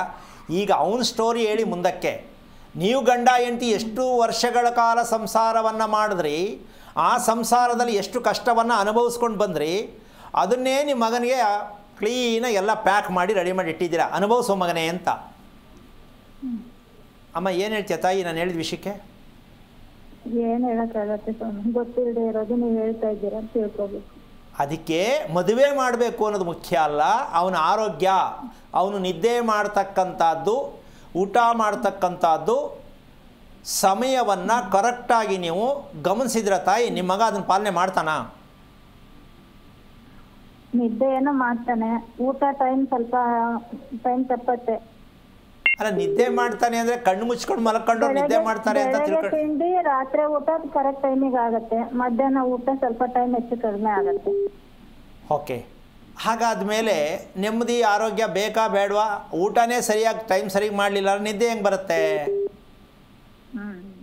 ಇದಕ್ಕೆ ಕಾರಣ ಏನು ಅಂದರೆ ನಿಮ್ಮ ಯಜಮಾನರಿಗೆ ನೀವು ಊಟ ಹಾಕೇ ಇಲ್ವಲ್ಲ. ಈಗ ಎಷ್ಟು ವರ್ಷ? 2 ವರ್ಷ ಆಯ್ತಲ್ವಾ? ಮಾಡ್ತಾ ಇದೀವಿ ಸ್ವಾಮಿ. ಏನು ಎಡೆ ಹಾಕದಾ? ಮನೇಲೂ ಮಾಡ್ತೀವಿ, ಶ್ರೀರಂಗಪಟ್ಟಣದಲ್ಲಿ ಹೋಗಿ ಮಾಡ್ಕೊ ಬಂದಿದ್ದೀವಿ. ಅದೇನದು? ಯಾವಾಗ ಮಾಡೋದು ಶ್ರೀರಂಗಪಟ್ಟಣದಲ್ಲಿ ಹೋಗಿ? ಪಿತೃಪಕ್ಷದಲ್ಲಿ ಮಾಡಕ್ ಹೇಳಿದ್ರು, ಹಂಗಾಗಿ ಅಲ್ಲಿ ಹೋಗಿ ಮಾಡಿದ್ವಿ. ಅಮ್ಮ ತಾಯಿ, ನೀನು ಜೀವಸತ ಇದೆಯಲ್ವಾ? ಯಾವ ಪುಣ್ಯಾತ್ಮ ನಿನಗೆ ಹೇಳ್ಕೊಟ್ಟನು? ನಿನಗೂ ಸೇರಿಸಿ ತಿಥಿ ಮಾಡ್ಬಿಡೋದಾ? ಇಲ್ಲ, ಅವರು ಒಂದು ಸ್ವಲ್ಪ ಕೇಳಿಸ್ಕೊಮ್ಮ, ಒಂದು ಸ್ವಲ್ಪ ಕೇಳಿಸ್ಕೊ. ಯಾವನೋ ಕಮಂಗಿ ಮುಂಡೆದು ಹೇಳೈತೆ ನಿನಗೆ. ಪಿತೃಪಕ್ಷದಲ್ಲಿ ಮಾಡೋದು ತಂದೆ ತಾಯಿ ಇಬ್ಬರು ಹೋಗಿದ್ರೆ ಮಾತ್ರ ಪಿತೃಪಕ್ಷದಲ್ಲಿ ಮಾಡೋದು. ಹೆಂಡತಿ ಇದ್ಕೊಂಡು ಗಂಡ ಇರ್ಬೇಕಾದ್ರೆ ಪಿತೃಪಕ್ಷದಲ್ಲಿ ಯಾರಮ್ಮ ಶ್ರಾದ್ದ ಮಾಡ್ತಾರೆ? ಅದು ಎಂಥವ್ರ ಹತ್ರ ಹೋಗಿ ಕೇಳ್ತಿರೋ? ನಿಮ್ಮ ದುರಾದೃಷ್ಟ ಅಷ್ಟೇ. ಎಲ್ಲೋ ಪಕ್ಕ ಸಿಗ್ತಾರೆ, ಇಲ್ಲ ಫೋನಲ್ಲಿ ಸಿಕ್ಬಿಟ್ಟು ಕೇಳ್ಬಿಡ್ತೀರಾ, ಮಾಡ್ಕೊಂಡು ಹೋಗಿ. ನಮ್ಮ ಮನೆಗಳಲ್ಲಿ ಪದ್ಧತಿಲಿ ಎಲ್ಲೂ ಹೋಗಿ ಅಮ್ಮ, ನೀನು ದಯವಿಟ್ಟು ಪದ್ಧತಿ ಅಂದ್ಬಿಟ್ಟು ಏನು ಅಲ್ಲಿಂದ ಭಗವಂತ ಸೀಲ ಕಳ್ಸವನ ಪದ್ಧತಿ ಇದೆಲ್ಲ ಬಿಡಿ. ಕೆಟ್ಟ ಅಭ್ಯಾಸನ ಪದ್ಧತಿ, ನಮ್ಮ ಕಡೆ ಹಿಂಗೆ, ನಮ್ಮ ಕಡೆ ಇಲ್ಲ, ಇದೆಲ್ಲ ಬಿಡಿ. ಹಿಂಗೆ ಮಾಡ್ಕೊಂಡೇ ಮನೇಲೆಲ್ಲ ಜನಗಳು ತೀರಿಸ್ಕೊಂಡಿರೋದು ನೀವು. ಏನು ಪದ್ಧತಿ ನಿಮ್ಮದು? ಸೀಲಾಗಿ ಕಳಿಸಿದೇನ ದೇವರು ಇದನ್ನೇ ಮಾಡು ಅಂತ?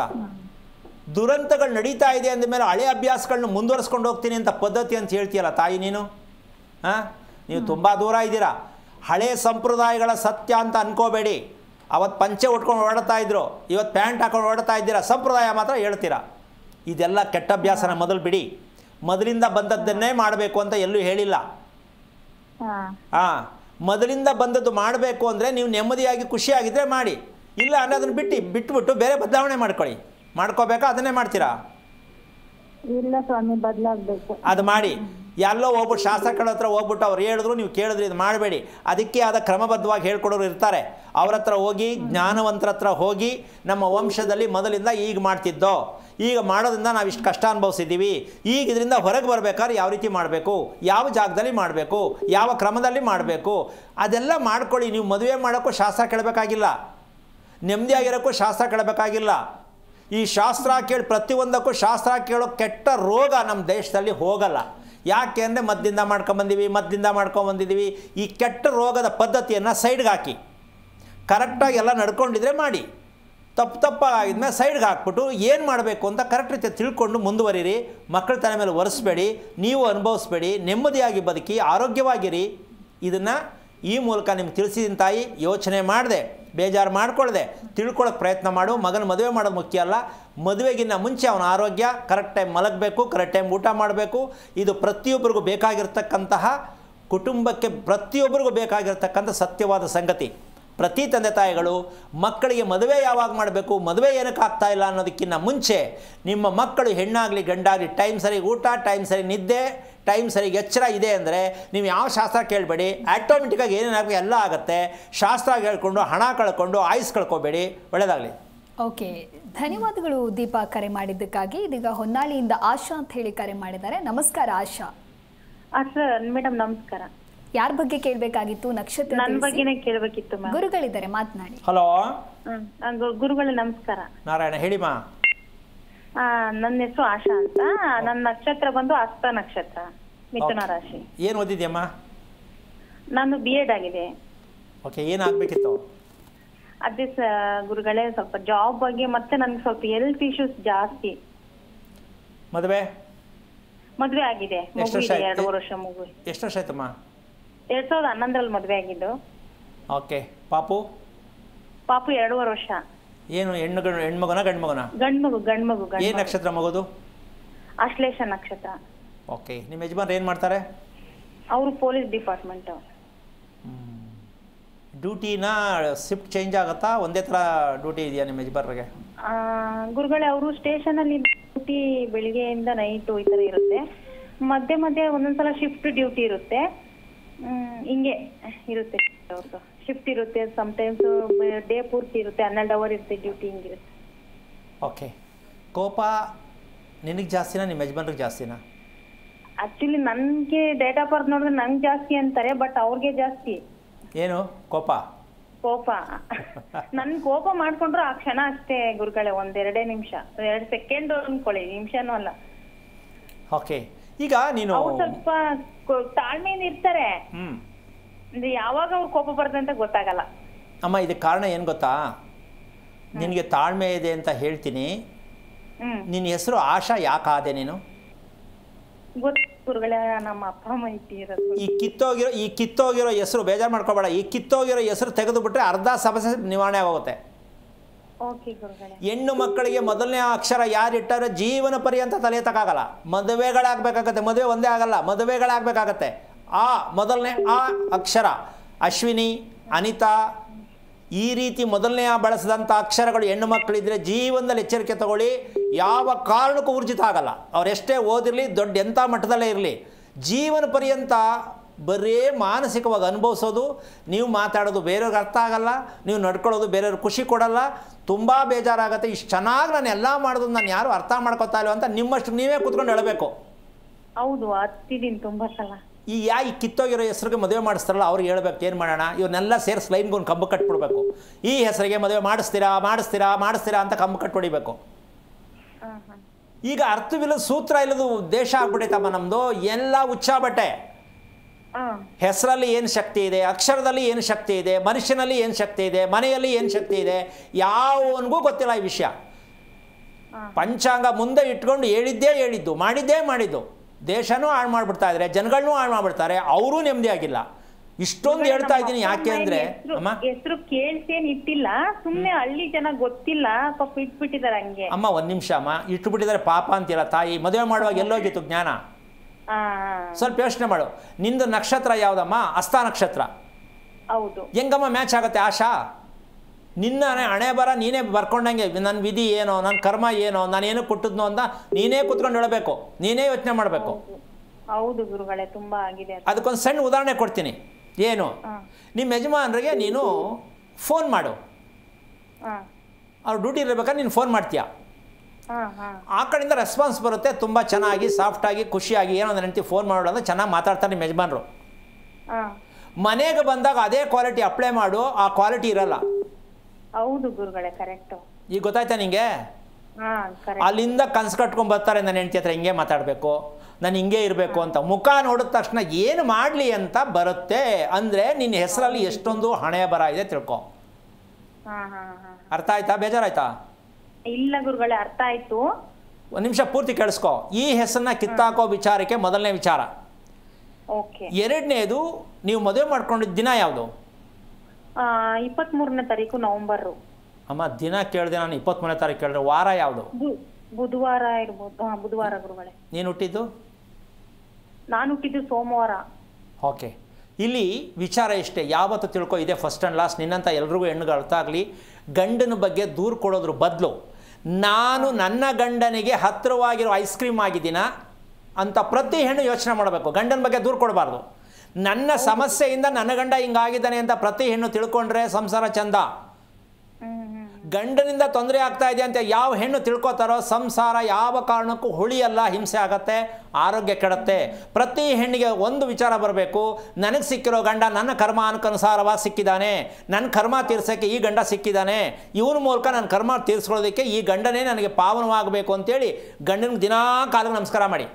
ಹಾಗಂತ ಅವನು ಏನು ಮಾಡಿದ್ರು ಒಪ್ಕೊಳ್ಳಿ ಅಂತ ನಾನು ಹೇಳ್ತಾ ಇಲ್ಲ. ಪ್ರತಿ ಗಂಡಸರು ಯೋಚನೆ ಮಾಡಬೇಕು, ನನಗೆ ಸಿಕ್ಕಿರೋ ಹೆಂಡತಿ ಏನು ಅಂದರೆ ಇದು ನನ್ನ ಕರ್ಮ ತೀರ್ಸಕ್ಕೆ ಸಿಕ್ಕಿದ್ದಾಳೆ ಅಂತ. ಈ ಎರಡೂ ಅರ್ಥ ಮಾಡ್ಕೊಂಬಿಟ್ರೆ ಜಗಳನೂ ಬರಲ್ಲ, ದೂರನೂ ಆಗಲ್ಲ. ಏನು ಹೇಳ್ತೀಯಮ್ಮ? ಹೌದು ಗುರುಗಳು, ನಮ್ಮ ಯಜಮಾನ್ರು ಒಳ್ಳೆ ವ್ಯಕ್ತಿನೇ ಗುರುಗಳೇ, ಆತರ ಏನಿಲ್ಲ. ಅಲ್ಲ, ನಾನು ಏನು ಹೇಳಿದೆ ಈಗ? ಜಗಳ ಆಗುತ್ತೆ ನೀವು ಹೇಳ್ದಂಗೆ.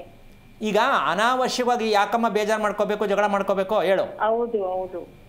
ಆಮೇಲೆ ನೀನು ಊಟ ಮಾಡ್ತಕ್ಕಂಥದ್ದು ಕ್ರಮ ಚೆನ್ನಾಗಿಲ್ಲ. ಯೋಚನೆ ಮಾಡಿ ಸ್ವಲ್ಪ. ನೀನು ಊಟ ಮಾಡ್ಬೇಕಾದ್ರೆ ಎಷ್ಟು ಚೆನ್ನಾಗಿ ನೀನು ಊಟವನ್ನು ಹಗಿತೀಯ ಯೋಚನೆ ಮಾಡು. ಹೌದು ಗುರುಗಳೇ, ಅಗಿಯಲ್ಲ ಸರಿಯಾಗಿ ನಾನು. ಎಷ್ಟಮ್ಮ ನೀನು ಯಾವಾಗಮ್ಮ ತಿಳ್ಕೊಳ್ಳೋದು? ಮಗು ಬೇರೆ ಹುಟ್ಟುಬಿಡ್ತು, ನಿನ್ನ ಮಾಡಿದ ಕಥೆಯಲ್ಲಿ ಆ ಮಗು ಅನುಭವಿಸ್ಬೇಕು. ಇಲ್ಲ ಗುರುಗಳೇ, ಮುಂಚೆ ಒಂಥರ ಇದ್ದೆ, ಈ ಮದ್ವೆ ಆದ್ಮೇಲೆ ನಾನು ಚೇಂಜಸ್ ಆದೆ ಸ್ವಲ್ಪ. ಓಕೆ, ನಿನ್ನ ಮಗು ವಯಸ್ಸೆಷ್ಟು? 2.5 ವರ್ಷ ಗುರುಗಳೇ. ಓಕೆ, ಒಂದು ನಕ್ಷತ್ರ ಏನು ಹೇಳಿದ್ದು ನೀನು? ಆಶ್ಲೇಷ. ಹಾಂ, ಇಲ್ಲಿ ಆ ಮಗುವಿನ ವಿಚಾರಕ್ಕೆ ಲೆಕ್ಕ ಹಾಕ್ಕೊಂಡ್ರು ಕೂಡ ನೀನು ಫಸ್ಟು ಆಶ್ಲೇಷ ನಕ್ಷತ್ರ ಮಗು ಬಿಡ್ತು ಏನಕ್ಕೆ ಅಂತ ತಿಳ್ಕೊಳ್ಳೋಕೆ ಪ್ರಯತ್ನ ಮಾಡಲಿಲ್ವಾ ನೀನು? ಇಲ್ಲ ಗುರುಗಳೇ. ಯಾಕೆ, ನಂಬಿಕೆ ಇಲ್ವಾ, ಟೈಮ್ ಇಲ್ವಾ? ಹಂಗ್ ಗೊತ್ತಿಲ್ಲ ಗುರುಗಳೇ, ನಮ್ಗೆ ಎಲ್ಲಿ ಹೋಗ್ಬೇಕು, ಏನ್ ಮಾಡ್ಬೇಕು ಸರಿಯಾಗಿ ಮಾಹಿತಿ ಗೊತ್ತಿಲ್ಲ, ಹಂಗಾಗಿ. ಒಂದು ತಿಳ್ಕೊಳ್ಳಿ, ಪಾಪ ಆ ಮಗುಗೆ ಮಲಗಿರ್ತಕ್ಕಂಥ ಕುತ್ಕೊಳ್ದಿಂತ ಆ ಮಗು ಕೂತ್ಕೊಂಡವಾಗ ನೀನು ಗಮನಿಸಮ್ಮ. ದೇಹ ಎಲ್ಲ ಒಂದು ರೀತಿ ಇದ್ದರೆ ಕುತ್ತಿಗೆ ಭಾಗ ಮಾತ್ರ ಸ್ವಲ್ಪ ಕ್ರಾಸ್ ಹಾಕೊಂಡು ಗಮನಿಸಿ ನೋಡ್ಬೇಕಾ ನೀನು? ಹೌದೌದು ಗುರುಗಳೇ. ಈಗ ಲೆಕ್ಕ ಹಾಕೋ ನಿನಗೆ ಆ ಮಗುವಿನ ಉಸಿರಾಟದ ಸಮಸ್ಯೆಯಿಂದ ನಾಳೆ ದಿನ ಆ ಮಗು ಏನೆಲ್ಲ ಬರ್ಬೋದು ಸ್ವಲ್ಪ ಯೋಚನೆ ಮಾಡು. 2.5 ವರ್ಷ ಮಗು ಮಾಡ್ಕೊಂಡಿದ್ಯಾ, ಆ ಮಗು ಉಸಿರಾಟವನ್ನು ಯಾವ ರೀತಿ ಗಮನಿಸಬೇಕು ಅಂತ ನಿನಗೆ ಪ್ರಜ್ಞೆ ಇಲ್ಲ. ಎಲ್ಲೋ ಕೇಳೋದು ಅಂದರೆ ಯಾರು ಬರ್ತಾನೆ ನಿಮ್ಮ ಮನೆ ಹತ್ರ ಹೇಳೋಕ್ಕೆ? ಆರೋಗ್ಯವಾಗಿ ಇದ್ದಾನೆ ಗುರುಗಳೇ. ಅಮ್ಮ, ನಾನು ಹೇಳೋದು ಅರ್ಥ ಮಾಡ್ಕೊ. ನೀನು ಚೆನ್ನಾಗಿ ಓಡಾಡ್ತಾ ಇದ್ರೆ ಊಟ ಮಾಡ್ತಾರೆ ಆರೋಗ್ಯ ಅಂತ ತಿಳ್ಕೊಂಡು ನಾನೇನು ಮಾಡಲಿ? ಮಲಕ್ಕೊಂಡಾಗ ಕುತ್ಕೊಂಡಾಗ ಕತ್ತಿನ ಭಾಗ ಕ್ರಾಸ್ ಇದ್ದಾಗ ಗಂಟ್ಲಲ್ಲಿ ಮುಂದೆ ಸಮಸ್ಯೆ, ಇವತ್ತಿನ ಥೈರಾಯ್ಡ್, ಮೈಗ್ರೇನ್ ಇವೆಲ್ಲವೂ ಒಂದು ಸೆಕ್ಷನ್ ಪಕ್ಕದಲ್ಲಿರುತ್ತೆ, ಗಮನ ಇಟ್ಕೊ. ನಾಳೆ ರೋಗ ಬಂದು ಕಾಯಿಲೆ ಬಂದಮೇಲೆ ನೀವೆಲ್ಲ ಸಫರ್ ಪಡೋರೆ ಹೊರ್ತು ಮಗು ಆರೋಗ್ಯಗಿದೆ ಅಂತ ಹೇಳ್ತೀಯಲ್ಲಮ್ಮ. ಕೂತ್ಕೊಳ್ಳೋದು ಮಲಗೋದು ಕರೆಕ್ಟಾಗಿ ಮಗುನ ಗಮನಿಸು ನೀನು. ಮಗು ಮಲ್ಕೊಂಡ ಗಮನಿಸು, ಕುತ್ತಿಗೆ ಭಾಗ ಹೇಗಿರುತ್ತೆ? ಮಗು ಸ್ವಲ್ಪ ಉಲ್ಟಾ ಮಲ್ಕೊಂತಾನೆ ಗುರುಗಳೇ. ಮತ್ತೆ ನೀನು ಇನ್ನೇನು ಚೆನ್ನಾಗಿ ಆರೋಗ್ಯ ಇದ್ದಾನೆ ಅಂತೀಯಲ್ಲಮ್ಮ, ಉಸಿರಾಟ ಚೆನ್ನಾಗಿದೆ ನಮ್ಮ ಮಗುಗೆ? ಏನು ಓದಿದ್ಯಾ ತಾಯಿ? ಆದಾಗೆಲ್ಲ ನಾನು ಸ್ಟ್ರೈಟ್ ಮಾಡ್ತೀನಿ ಗುರುಗಳೇ. ಅಲ್ಲಮ್ಮ, ಏನು ಉಲ್ಟಾ ಆಗ್ತಾನೆ ಇರ್ತಾನೆ. ಇನ್ನೊಂದು ಕೆಲಸ ಮಾಡು, ಕೂತ್ಕೊಂಡ್ಬಿಟ್ಟು ನೀನೆ ರಾತ್ರಿ ಎಲ್ಲ ಮಗು ರಿಪೇರಿ ಮಾಡ್ತಾ ಇರು, ಬೆಳಗ್ಗೆ ನೀನು ಮಲ್ಕೋ. ಏನು ಕತೆನಮ್ಮ ಇದು? ಆ ಮಗುಗೆ ಉಲ್ಟಾ ಮಲ್ಕೊಳ್ಳಿಲ್ಲ ಅಂದರೆ ನಿದ್ದೆ ಬರಲ್ಲ, ಉಸಿರಾಟ ಚೆನ್ನಾಗಿಲ್ಲ. ಏನಮ್ಮ ತಿಳ್ಕೊಂಡಿದ್ದೀರ ತಾಯಿ? ಯಾಕಮ್ಮ ಮದುವೆ ಬೇಕು, ಏನಕ್ಕಮ್ಮ ಮಕ್ಕಳು ಬೇಕು ತಾಯಿ? ಯಾವುದ್ರ ಬಗ್ಗೆನೂ ಅನುಭವ ಇಲ್ಲ ಅಂತ ಎಷ್ಟೋ ಜನಕ್ಕಂತಾರೆ. ಅನುಭವ ಮಾಡ್ಕೊಂಡು ಮದುವೆ ಮಾಡ್ಕೊಳಕ್ಕಾಯ್ತದ ಅಂತ ಯಾಕೆ ಹೇಳ್ತಾ ಇದ್ದೀನಿ ಅಂದರೆ, ಯಾವುದ್ರ ಬಗ್ಗೆ ನಿಮ್ಗೆ ಅರ್ಥ ಇದೆ ಅಂತ ಮದುವೆ ಮಗು ಬೇಕು. ಇದು ಪ್ರತಿಯೊಬ್ಬರು ಅರ್ಥ ಮಾಡ್ಕೋಬೇಕು. ನೀನು ಫಸ್ಟು ಮಗು ಮಲಗೋದು ಕೂತ್ಕೊಳ್ಳೋದನ್ನ ನೀನು ರಿಪೇರಿ ಮಾಡೋದಕ್ಕೆ ಅಷ್ಟು ಸುಲಭ ಅಲ್ಲ, ತುಂಬ ಟೈಮ್ ಇರುತ್ತೆ, ತುಂಬ ತಿಳ್ಕೋಬೇಕು. ಹಂಗಂತ ಹೆದರ್ಕೊಳ್ಳೋದಲ್ಲ, ಪ್ರಯತ್ನ ಮಾಡು. ನಾಳೆ ಆ ಮಗು ತಲೆ ಮೇಲೆ ಅನಾವಶ್ಯಕವಾಗಿ ಅನಾರೋಗ್ಯದ ಕಲ್ಲನ್ನು ಏರಬೇಡಿ, ಅದನ್ನು ನೋಡಿ ನೀವು ಅನುಭವಿಸ್ಬೇಡಿ. ಕುಟುಂಬ ಸೇಫ್ ಆಗಬೇಕಂದ್ರೆ ಮಗು ಬಗ್ಗೆ ತಿಳ್ಕೊಳ್ಳೋಕೆ ಪ್ರಯತ್ನ ಮಾಡಿ. ನೀವು ಕೂತ ಜಾಗದಲ್ಲಿ ಏನು ಮಾಡೋದು, ಎಲ್ಲೋಗೋದು, ಯಾರ ಹತ್ರ, ಇದೆಲ್ಲ ತಪ್ಪು. ಪ್ರಯತ್ನ ಮಾಡಬೇಕು, ತಿಳ್ಕೋಬೇಕು. ಒಳ್ಳೆಯದಾಗಲಿ ತಾಯಿ. ಓಕೆ, ಧನ್ಯವಾದಗಳು ಆಶಾ, ಕರೆ ಮಾಡಿದ್ದಕ್ಕಾಗಿ. ಗುರುಜಿ, ಇನ್ನೊಬ್ರು ಕಾಲರ್ ಇದ್ದಾರೆ, ಮಾತನಾಡ್ಬೋಣ. ಶಿವಮೊಗ್ಗದಿಂದ ಆನಂದ್ ರಾಜ್ ಅಂತ ಹೇಳಿ ಕರೆ ಮಾಡ್ತಾ ಇದ್ದಾರೆ. ನಮಸ್ಕಾರ ಆನಂದ್ ರಾಜ್. ನಮಸ್ತೆ ಅಮ್ಮ. ಯಾರ ಬಗ್ಗೆ ಕೇಳಬೇಕಾಗಿತ್ತು? ನಕ್ಷತ್ರ ತಿಳಿಸಿ. ಗುರುಗಳಿದ್ದಾರೆ, ಮಾತನಾಡಿ. ನಮಸ್ತೆ ಗುರುಗಳೇ. ನನ್ನ ಹೆಸರು ಆನಂದ್ ರಾಜು ಅಂತ ಹೇಳಿ, ಶಿವಮೊಗ್ಗದಿಂದ ಮಾತಾಡ್ತಾರೆ. ನಂದು ಕೃತಿಕಾ ನಕ್ಷತ್ರ, ಮೇಷರಾಶಿ. ನಮ್ಮ ಮನೆಯವ್ರದ್ದು ಹೇಮಲತಾ ಅಂತ ಹೇಳಿ, ಆಶ್ಲೇಷ ನಕ್ಷತ್ರ, ಕಟಕ ರಾಶಿ. ತಾವೇನ್ ಮಾಡ್ತಾ ಇದ್ದೀರಾ? ನಾನು ಸಿವಿಲ್ ಕಾಂಟ್ರಾಕ್ಟ್ ಕೆಲಸ ಮಾಡ್ತಾ ಇದ್ದೆ, ಬಟ್ ಈಗ ಸ್ವಲ್ಪ ಕೆಲಸಗಳು ಕಡಿಮೆ ಆಗಿದೆ. ಎಷ್ಟು ವರ್ಷದಿಂದ ಮಾಡಿದಿರಾ? ನಾನು 2008ರಿಂದನೂ ಮಾಡ್ತಾ ಇದ್ದೀನಿ. ಯಾವುದು ಕಾಂಟ್ರಾಕ್ಟು? ಮನೆಗಳದ, ರೋಡ್ದ, ಯಾವುದು? ಮನೆ, ರೋಡು, ಸ್ಮಶಾನಗಳು ಎಲ್ಲದೂ ಮಾಡಿದ್ದೀನಿ. ಎಷ್ಟು ವರ್ಷದಿಂದ ಮಾಡ್ತೀನಿ ಅಂದ್ರಿ? 2008ರಿಂದ. ಓಕೆ, ನಿಮಗೆ ಮದುವೆಯಾಗಿ ಎಷ್ಟು ವರ್ಷ ಆಯಿತು? ನಾನು ಮದುವೆಯಾಗಿ 26 ವರ್ಷ ಆಯಿತು. ಮಕ್ಕಳು? ಮಕ್ಕಳು 2 ಮಕ್ಕಳು, 2 ಹೆಣ್ಮಕ್ಳು. ಓಕೆ, ನಕ್ಷತ್ರ? ನಂದು ಕೃತಿಕಾ ನಕ್ಷತ್ರ. ನಿಮ್ದಾಯ್ತು. ಮಕ್ಕಳದು? ದೊಡ್ಡ ಮಗಳದು ಉತ್ತರ ನಕ್ಷತ್ರ ಕನ್ಯಾ ರಾಶಿ, ಆಮೇಲೆ ಎರಡನೇ ಮಗಳದು ಧನಿಷ್ಠ ನಕ್ಷತ್ರ ಮಕರ ರಾಶಿ. ಓಕೆ. ದೊಡ್ಡವಳಿಗೆ ಎಷ್ಟು ವಯಸ್ಸು? ಅವಳಿಗೆ 25. ಏನು ಮಾಡ್ತಿದ್ದಾಳೆ? ಅವಳು ಈಗ MBA ಮಾಡಿ ಬೆಂಗಳೂರಿನಲ್ಲಿ ಕೆಲಸ ಮಾಡ್ತಾ ಇದ್ದಾಳೆ, ಒಂದು ಪ್ರೈವೇಟ್ ಆಗಿ. ಈಗ ತಮಗೆ ಏನು ಅವಶ್ಯಕತೆ ಇತ್ತು ಅಂತ ಕರೆ ಮಾಡಿದ್ರಿ?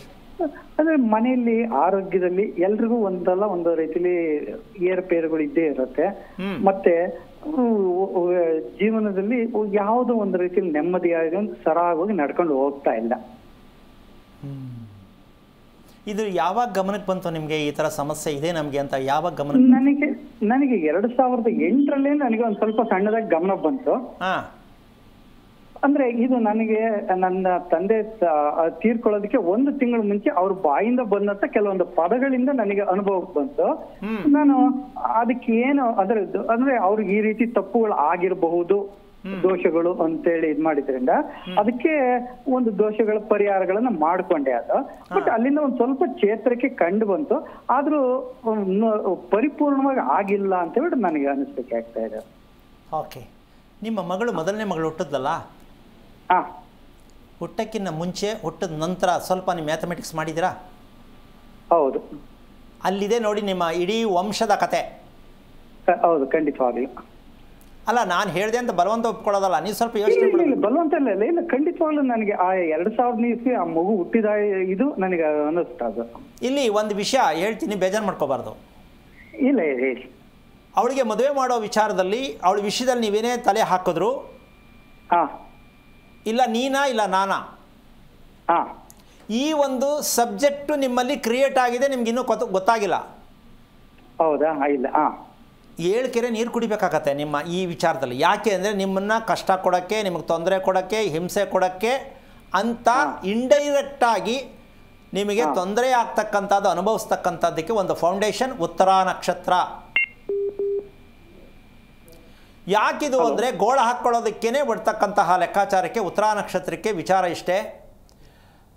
ಅವಳ ಒಂದು ವಿಷಯದಲ್ಲಿ, ನಿಮ್ಮ ಮಗಳ ವಿಷಯದಲ್ಲಿ ನಿಮಗೆ ಯಾವುದು ಮೈನಸ್ಸು ಯಾವುದು ಪ್ಲಸ್ ಅಂತೀರಾ ನಿಮ್ಮ ದೊಡ್ಡ ಮಗಳ ವಿಷಯದಲ್ಲಿ?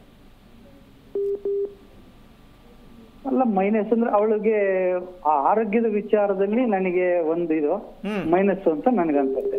ಸೊ ನೀವು ಹೇಳಿದ ಮಾತು ಈಗ ಏನೇ ಹೇಳ್ತೀರಾ ನೀವು, ನಿಮ್ಮ ಮಗಳು ಎಷ್ಟು ಮಟ್ಟಕ್ಕೆ ತಗೊಳ್ತಾಳೆ, ಅಥವಾ ನಿಮ್ಮ ಮಗಳು ನೀವು ತಗೋತೀರಾ, ನೀವು ಹೇಳೋದು ನಿಮ್ಮ ಮಗಳು ತಗೋತಾಳೆ? ಅಲ್ಲ, ನಾನು ಹೇಳಿದ್ದು ನನ್ನ ಮಗಳು ತಗೊಳ್ತಾ ಇದ್ದಾಳೆ, ಅವಳು ಹೇಳಿದ್ದು ನಾನು ತಗೊಳ್ತಾ ಇದ್ದೀನಿ. Okay, fine. ಈಗ ಮದುವೆ ಅಂತಕ್ಕಂಥ ವಿಷಯಕ್ಕೆ ಬಂದರೆ ನೀವು ಇನ್ನೂವರೆಗೂ ಅದ್ರ ಬಗ್ಗೆ ಡಿಸೈಡ್ ತೊಗೊಂಡಿಲ್ಲ, ಮದುವೆ ಮಾಡಬೇಕಾ ಬೇಡ? ಇಲ್ಲ, ನಾನು ಇನ್ನೂ ಆ ವಿಚಾರಕ್ಕೆ ಇದು ಮಾಡಿಲ್ಲ. ಅವಳಿಗೆ 2027 ಮಾಡಬೇಕು ಅಂತ ನಾನು ಅನ್ಕೊಂಡಿದ್ದೀನಿ. ಏನದು ಪ್ಲಾನು?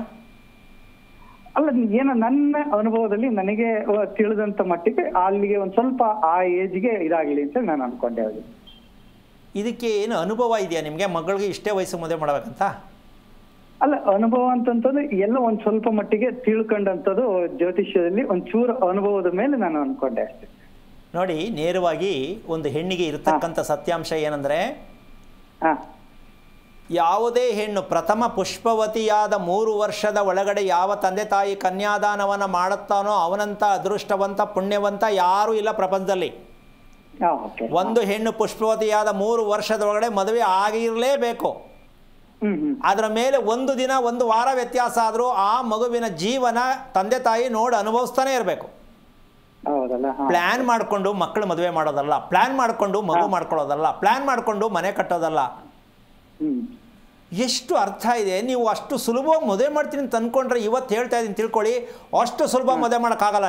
ನಿಮ್ಮ ಪ್ಲ್ಯಾನ್ ಹೆಂಗಾಗ್ತಿದೆ ಅಂದರೆ, ಆ ಮಗು ಭವಿಷ್ಯವನ್ನು ಹಾಳು ಮಾಡೋಕ್ಕೆ ನೀವೇ ವಿಲನ್. ನೀವು ನೆಮ್ಮದಿಯಾಗಿರಬಾರ್ದು ಅಂತ ಈ ಕೆಲಸ ನೀವು ತೀರ್ಮಾನ ತಗೊಂಡಿದ್ದೀರಾ. ಯಾವುದೇ ಜ್ಯೋತಿಷ್ಯ ಭವಿಷ್ಯ ಪ್ರಪಂಚದ ಇತಿಹಾಸದಲ್ಲಿ ಎಲ್ಲೂ ಇಲ್ಲ ಇದು. ಅಂದ್ರೆ ಅವಳು ಪುಷ್ಪವತಿ ಆದಾಗ ಅವಳು ಇನ್ನು 8ನೇ ಕ್ಲಾಸ್ ಇದ್ಲು. ಹಾಗಾಗಿ ಒಂದ್ ನಿಮಿಷ ಈಗ ನಾನು ಹೇಳ್ತಾ ಇರೋದು, ಈಗ ಅದನ್ನ ನೀವು ಪಾಲನೆ ಮಾಡಿದ್ರೆ ತಂದೆ ತಾಯಿಗಳ ಕರ್ತವ್ಯ ಆಗತ್ತೆ. ಇವತ್ತು ಈ ಪ್ರಪಂಚದಲ್ಲಿ ನೋಡ್ತಾ ಇದ್ದೀರಾ ನೀವು, ಎಂತೆಂತಹ ಹಿಂಸೆಯಲ್ಲಿ ಹೆಣ್ಮಕ್ಳು ಅನುಭವಿಸ್ತಾ ಇದ್ದಾರೆ. ಅಂತಾದ್ರಲ್ಲಿ ವಯಸ್ಸಿಗೆ ತಕ್ಕಂತೆ ಮಕ್ಕಳು ಮದುವೆ ಮಾಡಬೇಕು ಅನ್ನೋ ಪ್ರಜ್ಞೆ ಬಿಟ್ಬಿಟ್ಟು ಏನಾರು ಆದರೆ ಅವತ್ತು ಕುತ್ಕೊಂಡು ಅಳ್ತೀರಾ ತಂದೆ ತಾಯಿಗಳು. ದಯವಿಟ್ಟು ಕೆಟ್ಟ ಅಭ್ಯಾಸ ನಿಮ್ಮ ಥರ ತಂದೆ ತಾಯಿಗಳು ಯಾರೆಲ್ಲರೂ ಇದ್ದರೆ, ಪ್ಲ್ಯಾನ್ ಮಾಡಿ ಮಕ್ಕಳು ಮದುವೆ ಮಾಡ್ತೀನಿ ಅನ್ನೋ ಯಾರೋ ಅಪ್ಪ ಅಮ್ಮ ಯಾರು ಇದ್ದರೆ, ದಯವಿಟ್ಟು ಮಕ್ಕಳ ತಲೆ ಮೇಲೆ ಕಲ್ಲು ಹಾಕ್ತೀರಾ. ನಾನು ಆರ್ಡರ್ ಮಾಡ್ತಾ ಇಲ್ಲ, ನಿಮ್ಮ ಪ್ಲ್ಯಾನ್ ಪ್ರಕಾರ ಮಕ್ಕಳು ಮದುವೆ ಮಾಡೋದಲ್ಲ, ವಯಸ್ಸಿಗೆ ಅನುಸಾರವಾಗಿ ಮದುವೆ ಮಾಡ್ತಕ್ಕಂಥದ್ದು ತಂದೆ ತಾಯಿಗಳ ಕರ್ತವ್ಯ ಆಗಿದೆ. ಅಲ್ಲ, ಮಕ್ಕಳಲ್ಲಿ ಬರೋ ಭಾವನೆಗೆ ನಿಮ್ಮ ಹತ್ರ ಕೇಳದೆ ತಂದ್ಕೊಡಕ್ಕಾಗತ್ತಾ ನೀವು? ಸ್ವಲ್ಪ ಯೋಚನೆ ಮಾಡಿ.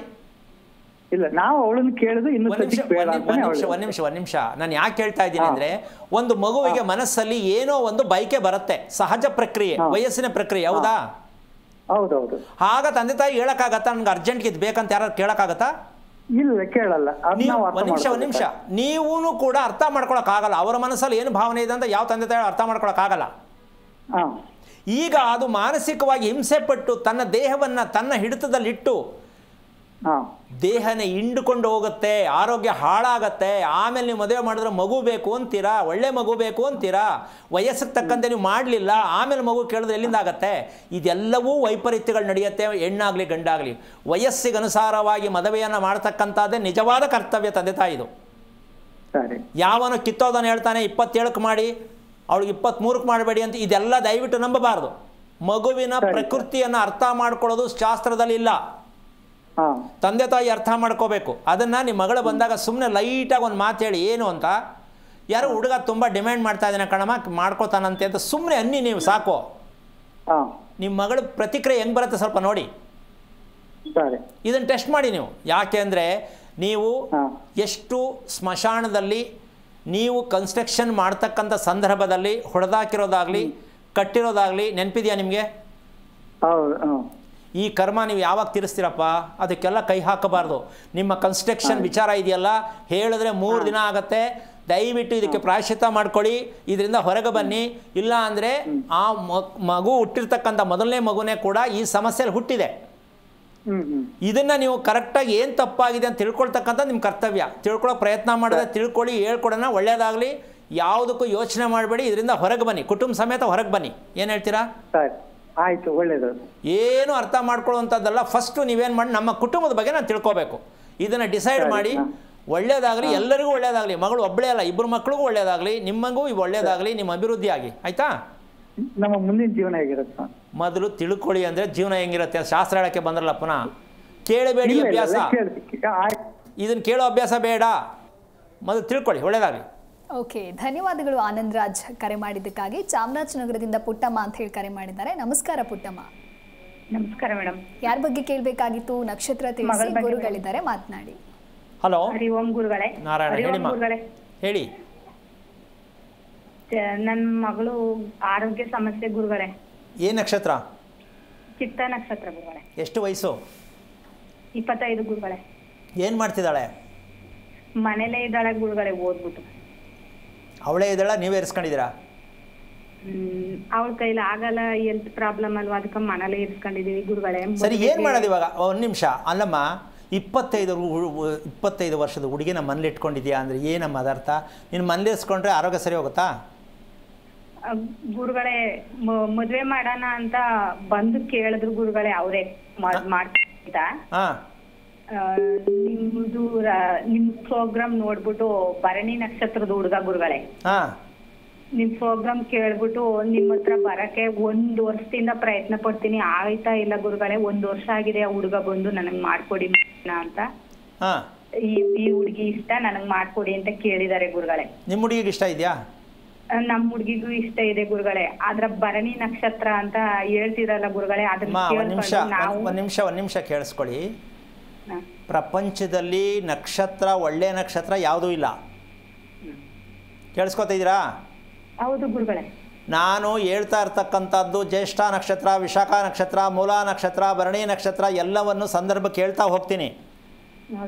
ಒಳ್ಳೆ ನಕ್ಷತ್ರ ಯಾವಾಗಾರು ಹೇಳಿದಿನ ಕಾರ್ಯಕ್ರಮದಲ್ಲಿ? ಇಲ್ಲ ಗುರುಗಳೇ. ಮತ್ತೆ ಯಾಕೆ ಹೆದರ್ಕೋಬೇಕು?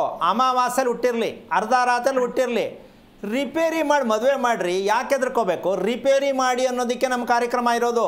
ಹೊಂದಾಣಿಕೆ ಮಾಡಿ ಮದುವೆ ಮಾಡಬೇಡಿ, ಪೋಟಿ ಹಾಕ್ಬಿಟ್ಟು ಮದುವೆ ಮಾಡಬೇಡಿ, ರಿಪೇರಿ ಮಾಡಿ. ರಿಪೇರಿ ಅಂದ್ರೆ ಏನು ಗೊತ್ತಾ? ನಿಮ್ಮ ಮಗಳು ಚಿತ್ತಾ ನಕ್ಷತ್ರಕ್ಕೆ ನಿಮ್ಮ ಮಗಳು ಕುಂಡ್ಲಿ ನೋಡಿದ್ರೆ ಎದ್ಕೊಂಡು ಓಡೋಗ್ಬಿಡ್ತಾರೆ ಹುಡುಗನ ಮನೆಯವರು. ಇದಕ್ಕೇನು ಮಾಡ್ತೀರಾ? ಅಲ್ಲಿ ಭರಣಿ ಯೋಚನೆ ಮಾಡ್ತೀರಾ. ನಿಮ್ಮ ಮಗಳು ಚಿತ್ತಾ ನಕ್ಷತ್ರಕ್ಕೆ ರಾಕ್ಷಸಕಂದು ಹುಡುಗಿ ದಯವಿಟ್ಟು ಯಾರು ಮಾಡ್ಕೋಬೇಡಿ ಅಂತ ಯಾವನೋ ಕಿತ್ತೋದನ್ನು ಹೇಳಿದ ತಕ್ಷಣ ನಿಮ್ಮ ಮಗಳು ಮದುವೆನೇ ಸೆಟ್ ಆಗಲ್ಲ. ಅವಾಗೇನು ಮಾಡ್ತೀರಾ? ಅರ್ಥ ಆಯ್ತಮ್ಮ? ಅರ್ಥ ಆಯ್ತು ಗುರುಗಳೇ. ನಾನು ನಿಮ್ಮ ಹತ್ರ ಬಂದು ಮಾಡಬೇಕು ಅಂತ. ಅಮ್ಮ ಒಂದು ನಿಮಿಷ, ನೀನು ಬರಕ್ಕಂತೂ ಯಾವ ಕಾರಣಕ್ಕೂ ಆಗಲ್ಲ. ನೀನೇನಾದ್ರು ಬರಬೇಕು ಅಂದರೆ ವೆಹಿಕಲ್ಲೇ ಕೆಟ್ಟೋಗಿ ನಿಂತೋಗುತ್ತೆ ಮಧ್ಯ ರಸ್ತೆಯಲ್ಲಿ, ಆಗಲ್ಲ, ನೀನು ಬರೋಕ್ಕಾಗಲ್ಲ. ಯಾಕೆ ಅಂದರೆ ಕೆಲವೊಂದು ನಕ್ಷತ್ರಗಳಲ್ಲಿ ಎಲ್ಲೇ ಹೋಗ್ತೀನಿ, ದೇವಸ್ಥಾನಕ್ಕೆ ಹೋಗ್ತೀನಿ ಅಂದ್ರೂ ಅವತ್ತು ದೇವಸ್ಥಾನ ಮುಚ್ಚಿರುತ್ತೆ, ಇಲ್ಲ ಬಸ್ ಸಿಕ್ಕಲ್ಲ, ಇಲ್ಲ ಹುಷಾರು ತಪ್ಪುತ್ತೆ. ಈ ರಾಮಾಯಣದಲ್ಲಿ ನೀವಿದ್ದೀರಾ, ನಿಮ್ಮ ಫ್ಯಾಮಿಲಿಯವರು. ಒಂದು. ಎರಡನೇ ವಿಷಯಕ್ಕೆ, ನಿಮ್ಮ ಮಗಳಿಗೆ ಯಾವತ್ತಾರು ನಾಯಿ ಅಂತಕ್ಕಂಥದ್ದು ಓಡಿಸ್ಕೊಂಡು ಬಂದಿದ್ದು, ಅಕಸ್ಮಾತ್ ಸುಮ್ಮನೆ ಕಚ್ಚಿದಂಗೆ ಇದಾಗಿದ್ದು ಅನುಭವ ಬಂದಿದೆಯಾ? ಓಡಿಸ್ಕೊಂಡು ಬಂದಿದೆ ಗುರುಗಳೇ. ಕಚ್ಚಲಿಲ್ಲ? ಕಚ್ಚಿಲ್ಲ ಗುರುಗಳೇ. ಈಗ ತಿಳ್ಕೊಬೇಕು ನಾಯಿ ಏನು ಕೊಡಿಸ್ಕೊಂಬತ್ತು ಅಂತ. ಅಂದರೆ ನಾಯಿ ಓಡಿಸ್ಕೊಂಬರೋದು ಕಾಮನ್ ರೀ. ಅಲ್ಲ, ಚಿತ್ತಾ ನಕ್ಷತ್ರ ಮಕ್ಕಳು ಎಲ್ಲ ಹಿಡಿದು ಕಿತ್ತು ತಿಂದುಬಿಡುತ್ತದು. ಅವನೆಂಥ ದೊಡ್ಡವನಾಗಿರಲಿ, ಅವನೆಂಥ ಸ್ಟೆಂಟ್ ಮೇನೇ ಆಗಿರಲಿ, ನಾಯಿ ಹೆಂಗೆ ಮಾಡುತ್ತೆ ಅಂದರೆ ಎಲ್ಲೆಲ್ಲಿ ಬೇಕಲ್ಲಿ ಕಿತ್ತಾಕ್ಬಿಡುತ್ತೆ. ಇಲ್ಲಿ ಕೂತ್ಕೊಂಡು ಮೀಟಿಂಗ್ ಮಾಡ್ತಾರೆ ಇವರು, ನಾಯಿಗಳಿಗೊಂದು ಸಭೆ ಮಾಡಿ, ನಾಯಿಗಳಿಗೊಂದು ಇದು ಮಾಡಿ ಅಂತ ಹೇಳ್ತೀನಿ. ನನಗೆ ನಗು ಬರುತ್ತೆ. ಎಲ್ರೀ ಇವರೆಲ್ಲ ತಲೆಕೆಟ್ಟ ನ್ಯಾಯಗಳು ಮಾತಾಡ್ತೀರಾ, ನಾಯಿಗಳನ್ನ ಅವಾಯ್ಡ್ ಮಾಡೋದು ಅಂತ ಏನೇನೋ ಕಥೆಗಳು ಮಾತಾಡ್ತಾರೆ. ಯಾರಿಗೆ ನಾಯಿ ಕಚ್ಚುತ್ತೆ, ಯಾರಿಗೆ ನಾಯಿ ಕಚ್ಚಲ್ಲ, ಯಾರಿಗೆ ಜೇನು ಕಚ್ಚುತ್ತೆ, ಯಾರು ಇಲಿ ಕಚ್ಚುತ್ತೆ? ಸಾಕಿರೋ ನಾಯಿ ಕಚ್ಚುತ್ತೆ ಕಣಮ್ಮ, ಅವರೇ ಸಾಕಿರೋ ನಾಯಿ ಕಚ್ಚುತ್ತೆ. ಎಷ್ಟು ಆಶ್ಚರ್ಯ ಅಲ್ಲ? ಆಮೇಲೆ ಅದು ಶಾಸ್ತ್ರ ಕೇಳೋದು ನಮ್ಮ ನಾಯಿ ಕಚ್ಬಿಡ್ತು ನೋಡಿ, ಶನಿವಾರ ಇವತ್ತು ಒಳ್ಳೆಯದ ಕೆಟ್ಟದ? ಈ ರೀತಿಯಾಗಿರ್ತಕ್ಕಂಥದ್ದು ಯಾಕೆ ಅಂತಂದರೆ ವಿಷಕ್ಕೆ ಸಂಬಂಧಪಟ್ಟಂಥ ಸಣ್ಣ ಸಣ್ಣ ಗುಳ್ಳೆಗಳಾಗತ್ತೆ. ಅವಳಿಗೆ ಯಾವುದು ಕಚ್ಚದೇ ಇರೋ ತಿಗಣೆ ಕಚ್ಬೋದು, ಇಲಿ ಕಚ್ಬೋದು, ಬೆಕ್ಕು ಕಚ್ಬೋದು, ನಾಯಿ ಕಚ್ಬೋದು. ಅಮ್ಮ ಎಲ್ಲ ದೇಹದಲ್ಲಿ ವಿಷವಾಗಿ ಆ ಮಗುಗೆ ಪಾಪ ಅನುಭವಿಸ್ತಾ ಇದೆಯಮ್ಮ. ರಕ್ತ ಕೆಟ್ಟಿದೆ. ಈ ರಕ್ತ ಕೆಟ್ಟಿರುವ ದೇಹಕ್ಕೆ ನೀವು ಮದುವೆಯನ್ನು ಹೇಗೆ ಮಾಡ್ತೀರಾ? ಕೆಲವೊಂದು ಜಾಗ, ಕೆಲವೊಂದು ವಿಷಯಗಳಲ್ಲಿ ಪಾಪ ಆ ಮಗು ಹೇಳ್ಕೊಳಕ್ಕಾಗಲ್ಲ, ಅಂಥ ಸಮಸ್ಯೆನ ಅನುಭವಿಸ್ತಾ ಇದೆ. ಆ ಮಗುನ ಮನೇಲೇ ಇಟ್ಕೊಂಡಿದ್ದೀನಿ ಅಂದರೆ ಏನು ಅರ್ಥ ಇದೆ? 17 ವರ್ಷಕ್ಕೆ ಮದುವೆ ಆಗಬೇಕು ಆ ಹುಡುಗಿಗೆ, ಚಿತ್ತಾ ನಕ್ಷತ್ರಕ್ಕೆ. 17ಕ್ಕೆ ಮದುವೆ ಮುಗಿಸ್ಬೇಕು, 25 ವೆಯ್ಟಿಂಗ್ ಲಿಸ್ಟ್.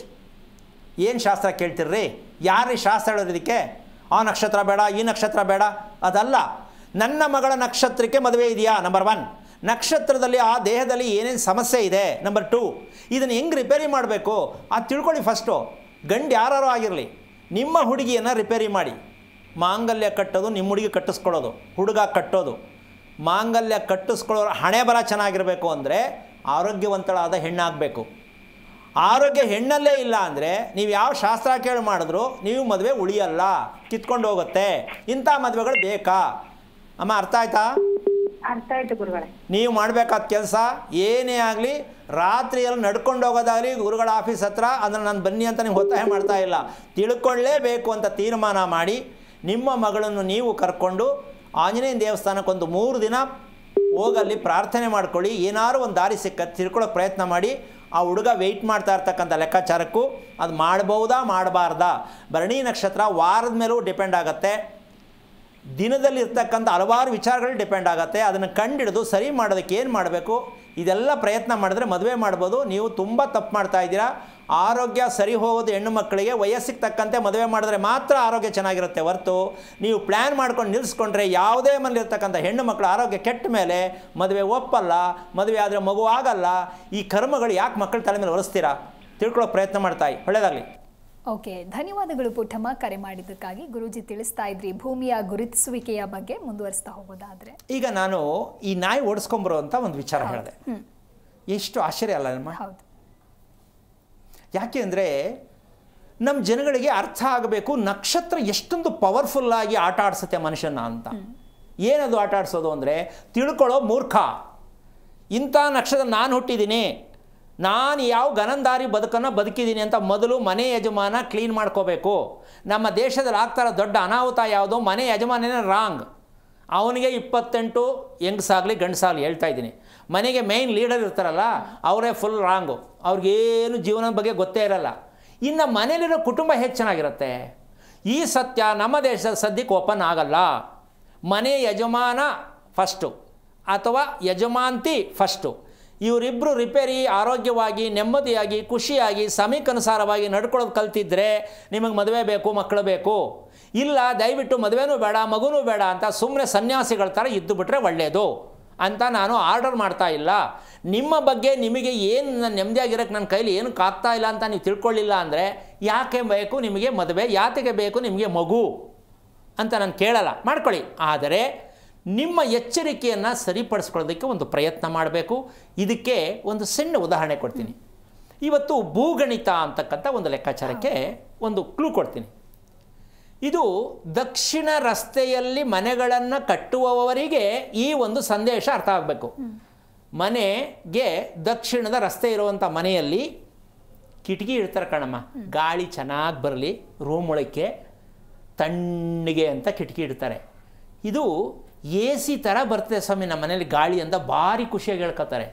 ಆ ಗಾಳಿ ಎಂಥ ವಿಷದ ಗಾಳಿ ಆಗತ್ತೆ ಅಂತ ಗೊತ್ತಿಲ್ಲ.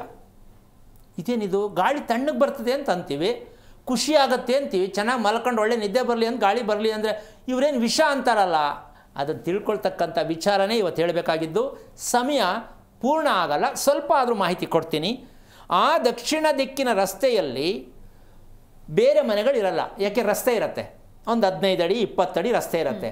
ಆ 20 ಅಡಿ ರಸ್ತೆಯಿಂದ ಬರ್ತಕ್ಕಂಥ ಗಾಳಿ ವೇಗ ಯಾವುದು ಜಾಸ್ತಿ ಆಗುತ್ತೆ, ಅದು ಮನೆ ಒಳಗಡೆ ಬರುತ್ತಲ್ಲಮ್ಮ, ಆ ರೂಮಲ್ಲಿ ಮಲಗುವಂತಹ ಗಂಡ ಹೆಂಡತಿ ಆಗ್ಬೋದು, ಸಿಂಗಲ್ ಪೇರ್ ಯಾರೇ ಆಗಿರಬಹುದು, ಅವರಿಗೆ ಎಂತಹ ಸಮಸ್ಯೆ ಕೊಡುತ್ತೆ ಅಂದರೆ ಗಂಡ ಹೆಂಡತಿ ನೆಮ್ಮದಿಯಾಗಿ ಬದುಕಕ್ಕೆ ಬಿಡಲ್ಲ.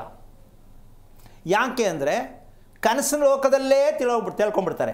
ಆ ರೀತಿ ಬರ್ತಕ್ಕಂಥ ಗಾಳಿಯಿಂದ ಉದ್ರೇಕತನದ ಮನಸ್ಥಿತಿ ಅದು ಯಾವ್ದು ಬೇಕಾದ್ರೂ ಉದ್ರೇಕ ಆಗಿರ್ಬೋದು. ಅರ್ಥ ಆಗ್ತಾ ಇದೆಯಮ್ಮ? ಅದನ್ನು ಕಂಟ್ರೋಲ್ ಮಾಡೋಕ್ಕಾಗಲ್ಲ. ಹುಚ್ಚುಚ್ಚಂಗೆ ಆಡೋದು, ಹುಚ್ಚುಚ್ಚಂಗೆ ನಡ್ಕೊಳ್ಳೋದು. ಯಾಕೆ ಹಿಂಗೆ ಆಡ್ತಾರೆ? ಮನೇಲಿದ್ದರೆ ಹಿಂಗೆ ಬರ್ತಾರಲ್ಲ, ಹೊರಗಡೆ ಅವರು ಚೆನ್ನಾಗಿದೆ, ಯಾಕೆ ಹಿಂಗೆ ಆಡ್ತಾರೆ ಅಂದರೆ ಆ ಗಾಳಿ, ಆ ಕಿಟಕಿಯಿಂದ ಬರ್ತಕ್ಕಂಥ ದಕ್ಷಿಣ ರಸ್ತೆಯ ಗಾಳಿ ಮನುಷ್ಯನಿಗೆ ಎಷ್ಟು ಮಟ್ಟಕ್ಕೆ ತೊಂದರೆ ಸಿಕ್ಸಾಗ್ತದೆ ಅಂದರೆ ಅನಾರೋಗ್ಯ ಸ್ಥಿತಿಯಲ್ಲೇ ಕಾಲ ಕಳಿಬೇಕು ಮನೆಯವರು. ಆ ಕಿಟಕಿ ಯಾವ ಭಾಗದಲ್ಲಿರಬೇಕು, ಯಾವ ಉಚ್ಚ ಸ್ಥಾನದಲ್ಲಿರಬೇಕು. ಯಾಕೆ ಅಂದರೆ ಬೇರೆಗಳು ಮನೆ ಪಕ್ಕದ ಮನೆಗೆ ಇನ್ನೊಂದು ಮನೆ ಅಟ್ಯಾಚ್ ಆಗುವಂಥದ್ದು ಪ್ಯಾಕ್ ಸ್ವಲ್ಪ ಒಂದು 2-3 ಅಡಿ ಗ್ಯಾಪ್ ಇದ್ದರೆ ಸೇಫ್ ಆಗುತ್ತೆ. ಸೊ ಡೈರೆಕ್ಟ್ ಮನೆಗೆ ಗಾಳಿ ಬರೋದೇ ಆದರೆ ಅದು ಮನೆಯಲ್ಲಿ ಅನಾರೋಗ್ಯವನ್ನು ಪ್ರಾಪ್ತಿ ಮಾಡುತ್ತೆ. ಅಂದರೆ ಮನೆಯಲ್ಲಿ ನೆಮ್ಮದಿಯಾಗಿರ್ಲಿಕ್ಕಾಗಲ್ಲ. ಖುಷಿಯಾಗಿರಬೇಕು ಅಂತ ಪ್ರತಿಯೊಬ್ಬರು ಪ್ರಯತ್ನ ಮಾಡ್ತೀವಿ. ಇದಕ್ಕೆ ಕಾರಣ ಏನಪ್ಪ ಅಂತಂದರೆ ನಾವು ಆ ದಕ್ಷಿಣ ದಿಕ್ಕಿನ ಕಿಟಕಿ, ಅದಕ್ಕೆ ಉತ್ತರಕ್ಕೆ ಕಿಟಕಿ ಬೇಕೇ ಬೇಕು, ಅದು ವಿಷದ ಗಾಳಿ ಆಗದೇ ಇರೋದಕ್ಕೆ. ಇದನ್ನು ಪ್ರತಿಯೊಬ್ಬರು ಕಾರ್ಯಕ್ರಮ ಮಾಡೋದು ದಯವಿಟ್ಟು ಗಮನಿಸಿ. ನಿಮ್ಮ ಬೆಡ್ರೂಮ್ ಕಿಟಕಿಗಳು ನಿಜಕ್ಕೂ ನೇರ ಇದೆಯಾ? ದಯವಿಟ್ಟು ಯಾರು ಇದ್ದರೆ ನೇರ ಇದೆ ಅಂತ ನನಗೆ ವಾಟ್ಸಪ್ ಮಾಡಿ. ಆಮೇಲೆ ಅದರ ಸತ್ಯ ಏನು ಅಂತ ಹೇಳ್ಕೊಡ್ತೀನಿ. ಇಟ್ಕೊಳ್ಳೋಕ್ಕಾಗಿದೆಯಾ? ಯಾವ ಕಾರಣಕ್ಕೂ ಆಗಲ್ಲ. ಯಾಕೆ ಅಂದರೆ ನಾನು ಹೇಳ್ತಾ ಇದ್ದೀನಿ, ಬೆಡ್ರೂಮ್ಗೆ 4 ಮೂಲೆ ಅನ್ವಯ ಆಗ್ತಕ್ಕಂಥ ಕಿಟಕಿ ಬಾಗಿಲನ್ನ ಇಟ್ಕೊಳ್ಳುವಂಥದ್ದು ಯಾವ ಕಾರಣಕ್ಕೂ ಯಾರಿಗೂ ಗೊತ್ತಿಲ್ಲ. ಬೆಡ್ರೂಮ್ ಮಾತ್ರ ಹೇಳ್ತಾ ಇದ್ದೀನಿ. ಯಾಕೆ ಅಂದರೆ ಅಲ್ಲಿರ್ತಕ್ಕಂತಹ ಗ್ರಹಗಳ ಲೆಕ್ಕಾಚಾರಕ್ಕೆ ತೊಗೊಂಡ್ರೆ ಮಾನಸಿಕವಾಗಿ ಹಿಂಸೆಯನ್ನು ಕೊಡ್ತಕ್ಕಂಥ ರಾಹು ಗ್ರಹ ಇರುತ್ತೆ ಆ ಮೂಲೆಯಲ್ಲಿ, ಸೌತ್ ವೆಸ್ಟ್ ಕಾರ್ನರ್. ಅದನ್ನು ಮಾಸ್ಟರ್ ಬೆಡ್ರೂಮ್ ಮಾಡಿದ್ರೆ ವಾಸ್ತು ಪ್ರಕಾರ ಅಂತ ಅನ್ಕೋತೀವಿ. ಆದರೆ ಎಷ್ಟು ಜನ ನೆಮ್ಮದಿಯಾಗಿದ್ದಾರೆ ಆ ಬೆಡ್ರೂಮಲ್ಲಿ? ಕಾರಣ ಇಷ್ಟೇ, ಆ ಬೆಡ್ರೂಮಲ್ಲಿರ್ತಕ್ಕಂಥ ಕಿಟಕಿಗಳು ಉತ್ತರದಲ್ಲಿರ್ತಕ್ಕಂಥ ಶಕ್ತಿ, ದಕ್ಷಿಣದಲ್ಲಿರ್ತಕ್ಕಂಥ ಶಕ್ತಿ, ಇದೆರಡೂ ಸೇರಿದಾಗ ಈ ಕಿಟಕಿ ಎಷ್ಟು ಪ್ರಮಾಣ ಇರಬೇಕು, ಆ ಕಿಟಕಿ ಎಷ್ಟು ಪ್ರಮಾಣ ಇರಬೇಕು, ಇದಕ್ಕೂ ಸರಿಸಮಾನವಾಗಿರ್ತಕ್ಕಂಥ ವ್ಯತ್ಯಾಸಗಳು ಎಷ್ಟಿರಬೇಕು, ಈ ಸತ್ಯವನ್ನು ತಿಳ್ಕೊಂಡು ಬೆಡ್ರೂಮ್ ಮಾಡಬೇಕು ಅಂತ ನಮಗೆ ಗೊತ್ತಾಗಿರಬೇಕಾಗತ್ತೆ. ಕಿಟಕಿ ಇಟ್ಟರೆ ಸರಿ ಸ್ವಾಮಿ, ಈ ಕಡೆ ಕಿಟಕಿ ಇಟ್ಟರೆ ಇಲ್ಲೂ ಗಾಳಿ ಬರುತ್ತೆ, ಆ ಕಡೆ ಗಾಳಿ ಬರೋದು ಸರಿ. ಯಾವ ಗಾಳಿ ಅದು? ನಿಮಗೆ ಬೇಕಾಗಿರುವ ಗಾಳಿನ, ಬೇಡದೇ ಇರೋ ಗಾಳಿನ? ಅದು ಬಂದರೆ ಇದ್ರ ಪರ್ಸೆಂಟೇಜ್ ಎಷ್ಟು ಗಾಳಿ ಬರುತ್ತೆ? ಇದನ್ನು ಗಮನಿಸಿ ಕಿಟಕಿಗಳನ್ನು ಇಡ್ತಕ್ಕಂಥದ್ದು ಪ್ರತಿಯೊಬ್ಬರು ಯೋಚನೆ ಮಾಡ್ತಕ್ಕಂಥ ವಿಚಾರ ಅಲ್ಲ, ತಿಳ್ಕೊಳ್ತಕ್ಕಂಥ ವಿಚಾರ. ನಿಮ್ಮ ದೇಹಕ್ಕನುಸಾರವಾಗಿರತಕ್ಕಂತಹ ನೆಮ್ಮದಿಯಾಗಿ ಮಲಗಬೇಕು ಅಂತಕ್ಕಂತಹ ಒಂದು ಲೆಕ್ಕಾಚಾರದಲ್ಲಿ ಈ ನೆಮ್ಮದಿ ಅಂತಕ್ಕಂಥದ್ದಕ್ಕೆ ಕ್ಷಮೆ ಅಂತ ಹೇಳ್ತೀವಿ. ಯಾರಿಗೆ ಚರ್ಮರೋಗ ಪ್ರಾಪ್ತಿಯಾಗತ್ತೆ ಆವಾಗ ಮೈಯೆಲ್ಲ ಉರಿ ಬರುತ್ತೆ, ಕಾಲು ಉರಿಯುತ್ತೆ, ಕೈ ಉರಿಯುತ್ತೆ, ಕಣ್ಣು ಉರಿಯುತ್ತೆ, ತಲೆ ಪ್ರತಿಯೊಂದು ಸಮಸ್ಯೆಯನ್ನು ಕೊಡ್ತಾ ಇದೆ ಅಂದರೆ ನಿಮ್ಮ ಮನೆಯ ದಕ್ಷಿಣ ಭಾಗದಲ್ಲಿ ಇಟ್ಟಿರ್ತಕ್ಕಂಥ ಕಿಟಕಿಗಳೇ ಇದಕ್ಕೆ ಮೂಲ ಕಾರಣವಾಗಿರುತ್ತೆ. ಆ ಮನೆಗಳಲ್ಲಿ ಕ್ಷಮೆ ಅನ್ನೋದು ಇಲ್ಲ, ಬರೀ ಉದ್ರೇಕನೇ ಜಾಸ್ತಿ ಇರುತ್ತೆ, ಯಾರು ಮಾತಾಡ್ಸಿದ್ರು ಕೋಪ ಜಾಸ್ತಿ ಮಾಡ್ತಾರೆ. ಇದು ಈ ಮನೆಯ ಹಣೆ ಬರ. ಇದನ್ನು ನೀವು ಇಟ್ಕೊಂಡು ನೀವು ಇಡೀ ಜಗತ್ತೆಲ್ಲ ಸುತ್ಕೊಂಡು ಬಂದರೂ ಯಾರಿಗೂ ಮನೆಯಲ್ಲಿ ತಾಳ್ಮೆ ಕ್ಷಮೆ ಇರಲ್ಲ. ಒಬ್ಬರ ಮೇಲೆ ಒಬ್ಬರು ಬೀಳ್ತಾ ಹೋಗ್ತೀರಾ. ಅಂದ ಮೇಲೆ ಆವಾಗ ಎಲ್ಲಿಗೆ ಬರುತ್ತೆ? ಒಂದು ದೊಡ್ಡ ಭೂತ ಎಂಟ್ರಿ ಆಗುತ್ತೆ. ಏನು? ಈ ಮನೆಗೆ ಯಾರೋ ಮಾಡಿಸಿಟ್ಟಿದ್ದಾರೆ. ಇದು ಕೊನೆ ವಿಚಾರ. ಯಾಕೆ ಅಂದರೆ ಎಲ್ಲೂ ಇವ್ರಿಗೆ ಜಾಗ ಸಿಕ್ಕಲ್ಲ. ದಕ್ಷಿಣದ ಬಾಗಿಲಿದೆ ಸ್ವಾಮಿ, ದಕ್ಷಿಣದ ರಸ್ತೆ ಇದೆ, ಯಾರೋ ಮಾಟ ಮಾಡಿ ನಿಮ್ಮ ಪಕ್ಕದಲ್ಲಿ ಇಟ್ಟವ್ರೆ, ಕಾಂಪೌಂಡರ್ಗೆ ಇಟ್ಟವ್ರೆ ಅಂದರೆ ಅವರಿಂದ ಬೀಳ್ತಾರೆ. ಹೀಗೆ ಹಣ ಕಳ್ಕೊತಾರೆ, ಆಯುಸ್ ಕಮ್ಮಿ ಮಾಡ್ಕೋತಾರೆ, ಜೀವನ ಪರ್ಯಂತ ನೆಮ್ಮದಿ ಹಾಳು ಮಾಡ್ಕೋತಾರೆ, ಯಾರ ಮಾತು ಯಾರೂ ಕೇಳೋಕ್ಕೆ ರೆಡಿ ಇರಲ್ಲ. ಆದರೆ ಇದನ್ನೆಲ್ಲ ಮಾಟ ಮಂತ್ರದ ಮೇಲೆ ಗ್ರಹಗಳ ಮೇಲೆ ಹಾಕ್ಕೊಂಡು ಅನುಭವಿಸ್ತೀವಿ ಅಂದರೆ ಎಷ್ಟು ದಡ್ಡತನ ಇದೆ ನಮ್ಮಗಳಿಗೆ ಅಂತ ಕೆಲವೊಬ್ಬರು ಯೋಚನೆ ಮಾಡಬೇಕಾಗತ್ತೆ. ಇದನ್ನು ದಿಕ್ಕುಗಳಲ್ಲಿ ಇರ್ತಕ್ಕಂತಹ ಗಾಳಿಯನ್ನು, ಪ್ರಕೃತಿಯನ್ನು ನಾವು ಹೇಗೆ ಅನುಭವಿಸಬೇಕು ಅನ್ನುವಂಥ ಸತ್ಯವನ್ನು ತಿಳ್ಕೊಳ್ತಕ್ಕಂಥದ್ದೇ ಇದು ಒಂದು ಶಾಸ್ತ್ರೀಯ ಪದ್ಧತಿಯಾಗಿರ್ತಕ್ಕಂಥ ತತ್ವ. ಅದಕ್ಕೆ ವಾಸ್ತು ಅಂತ ಒಂದು ಕೆಟ್ಟ ರೋಗದ ಹೆಸರಿಟ್ಕೊಂಡು ಸಿಕ್ಕದವ್ರದೆಲ್ಲ ವಾಸ್ತು ಕೇಳಿಕೊಂಡು ವಾಸ್ತು ಪ್ರಕಾರ ಮನೆ ಕಟ್ಟಿದ್ದೀನಿ ಅಂತ ಹೇಳ್ಕೊಳ್ತಾ ಇದ್ದರೆ ನೆಮ್ಮದಿಯಾಗಿದ್ದೀರಾ? ಸ್ವಲ್ಪ ಯೋಚನೆ ಮಾಡಿ. ನಿಮ್ಮ ಮನೆಯಲ್ಲಿ ಪ್ರತಿ ಒಂದು ಕಿಟಕಿ ಮತ್ತು ಬಾಗಿಲಿಗೆ ಒಂದಕ್ಕೊಂದು ಸಂಪರ್ಕ ಇರಲೇಬೇಕು.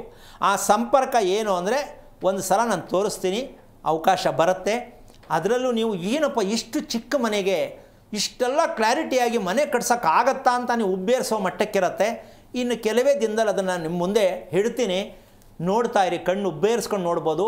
ಅಂಥ ಕ್ವಾಲಿಟಿ ಇರತಕ್ಕಂಥ ಒಂದು ಕ್ರಮದಲ್ಲಿ ಕಿಟಕಿಗಳನ್ನು ಇಡ್ತಕ್ಕಂತಹ ಉದ್ದೇಶ ನಮ್ಮ ಆರೋಗ್ಯ ಅನ್ನೋದಕ್ಕಿಂತ ಹೆಚ್ಚಾಗಿ ಯಾವಾಗಲೂ ಕೋಪ ಮಾಡ್ಕೋಬಾರ್ದು, ನೆಮ್ಮದಿಯಾಗಿರಬೇಕು, ಖುಷಿಯಾಗಿರಬೇಕು. ಯಾರಿಗಮ್ಮ ಇಷ್ಟ ಇಲ್ಲ ಇದು? ಪ್ರತಿಯೊಬ್ಬರಿಗೂ ಬೇಕು, ಮಕ್ಕಳಿಂದ ದೊಡ್ಡವರಾದವ್ರಿಗೂ ಬೇಕು.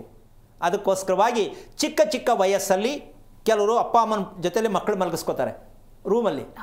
ಆ ಮಕ್ಕಳಿಗೆ ಚಿಕ್ಕ ವಯಸ್ಸಲ್ಲೇ ಲವ್ ಮಾಡೋದು ಹೆಂಗೆ ನಾನು ಅಂತ ಆ ಮಗುಗೆ ಅಲ್ಲಿಂದನೇ ಶುರುವಾಗುತ್ತೆ. ಅಂದರೆ ಆ ದಿಕ್ಕಿನಲ್ಲಿ ಬರುವಂಥ ಕಿಟಕಿಯಲ್ಲಿ ಬರ್ತಕ್ಕಂತಹ ಗಾಳಿಯ ಪ್ರಮಾಣ ಏನು ಮಾಡುತ್ತೆ ಅಂದರೆ ಮನಸ್ಸನ್ನು ಕೆರಳಿಸುತ್ತೆ. ಈ ಸತ್ಯ ಪ್ರತಿಯೊಬ್ಬರು ಅರ್ಥ ಮಾಡ್ಕೋಬೇಕು. ಯಾಕೆಂದರೆ ಮಕ್ಕಳು ನಮ್ಮ ಪಕ್ಕಲ್ಲಿ ಮಲ್ಕೋಬೇಕು ಅಂತಕ್ಕಂಥದ್ದು ಒಂದು ಸರಿನೇ, ಆದರೆ ಆ ಮಗು ಆ ರೂಮಲ್ಲಿ ಮಲಗಬೇಕಂತ ಡಿಸೈಡ್ ಮಾಡಿ ಆ ಮಗುವಿನ ಜೀವನ ಹಾಳಾಗುತ್ತೆ. ಆ ಮಗುವನ್ನು ನೀವು ಕಂಟ್ರೋಲ್ ಮಾಡೋಕ್ಕಾಗಲ್ಲ, ನಿಮ್ಮ ಕೈಗೆ ಏನು ಮಾಡೋದು ಸಿಕ್ಕಲ್ಲ. ಆ ಮಟ್ಟಕ್ಕೆ ಮಗು ಬೆಳೀತಾ ಹೋಗುತ್ತೆ. ತಲೆ ಮೇಲೆ ಕೈ ಇಟ್ಕೊಂಡು ಕೂತ್ಕೊಂಡು ಯೋಚನೆ ಮಾಡೋದನ್ನು ಬಿಟ್ಟು ನಮ್ಮ ಮನೆಯ ಕಿಟಕಿ ಬಾಗಿಲುಗಳನ್ನ ಸ್ವಲ್ಪ ಗಮನಿಸ್ತಕ್ಕಂತಹ ಒಂದು ವ್ಯವಧಾನ ನಮ್ಮಲ್ಲಿ ಬರಬೇಕು ಅನ್ನೋ ಸತ್ಯ ಭಗವಂತ ನಿಮಗೆಲ್ಲ ಕರುಣಿಸ್ಲಿ. ನಿಮ್ಮ ತಾಳ್ಮೆ ನಿಮಗಿರಲಿ. ಪ್ರತಿ ಮನೆಯಲ್ಲೂ ತಾಳ್ಮೆ ಅಂತಕ್ಕಂಥ ಒಂದು ಬೇಕಂದರೆ ನಿಮ್ಮ ಕಿಟಕಿಗಳೇ, ನಿಮ್ಮ ಮನೆಯಲ್ಲಿರುವ ಕಿಟಕಿಗಳೇ ನಿಮ್ಮನ್ನು ಬುದ್ಧಿ ಕಲಿಸೋದಕ್ಕೆ ಪ್ರಯತ್ನ ಮಾಡುತ್ತೆ ಅನ್ನೋದನ್ನು ತೋರಿಸೋಣ. ಅಲ್ಲಿವರೆಗೂ ನೀವು ಕಾಯಲೇಬೇಕು ಅಂತ ಹೇಳ್ತಾ ಕಾರ್ಯಕ್ರಮ ಮುಗಿಸ್ತಾ ಇದ್ದೀನಿ. ಜೈ ಶ್ರೀರಾಮ್. ಸರಿ ಗುರುಜಿ, ನಮ್ಮ ಇವತ್ತಿನ ಕಾರ್ಯಕ್ರಮಕ್ಕೆ ಆಗಮಿಸಿ ಸಾಕಷ್ಟು ವಿಚಾರಗಳನ್ನು ತಿಳಿಸ್ಕೊಟ್ಟಿದ್ದೀರಾ. ಧನ್ಯವಾದಗಳು ಗುರುಜಿ ಕಾರ್ಯಕ್ರಮಕ್ಕೆ ಆಗಮಿಸಿದ್ದಕ್ಕಾಗಿ. ನೋಡುತ್ತಿರುವ ವೀಕ್ಷಕರೇ, ನಮ್ಮ ಇವತ್ತಿನ ಕಾರ್ಯಕ್ರಮದಲ್ಲಿ ಭೂಗಣಿತ ಅಂದರೆ ಏನು, ಸರಿಯಾಗಿ ನಿದ್ರೆಯನ್ನ ಮಾಡಿಲ್ಲ ಅಂತ ಹೇಳಿದ್ರೆ ಏನೆಲ್ಲ ಸಮಸ್ಯೆಗಳು ಎದುರಾಗುತ್ತೆ ಅನ್ನೋದಾಗಿ ಗುರುಜಿ ಬಹಳ ಅರ್ಥಪೂರ್ಣವಾಗಿ ತಿಳಿಸ್ಕೊಟ್ಟಿದ್ದಾರೆ. ಇದಾಗಿತ್ತು ಈ ಹೊತ್ತಿನ ವಿಶೇಷ. ನೋಡ್ತಾ ಇರಿ ಜಿ ಕನ್ನಡ ನ್ಯೂಸ್, ಸತ್ಯವೇ ಸುದ್ದಿಯ ಜೀವಾಳ. ಹೆಚ್ಚಿನ ಮಾಹಿತಿಗಾಗಿ ಸಂಪರ್ಕಿಸಿ ಶ್ರೀಮಾನ್ ಶ್ರೀ ಪುರುಷೋತ್ತಮ್ ದೇಶಿಕ್ ಗುರೂಜಿ, ಶ್ರೀ ಧರ್ಮ ಮಾರ್ಗ ಕಚೇರಿ, ನಂಬರ್ 532, ಮಲಥಳ್ಳಿ ಮುಖ್ಯ ರಸ್ತೆ, ಬೆಂಗಳೂರು 560056. ದೂರವಾಣಿ ಸಂಖ್ಯೆ 9148639933, 86189152319, 91082588834.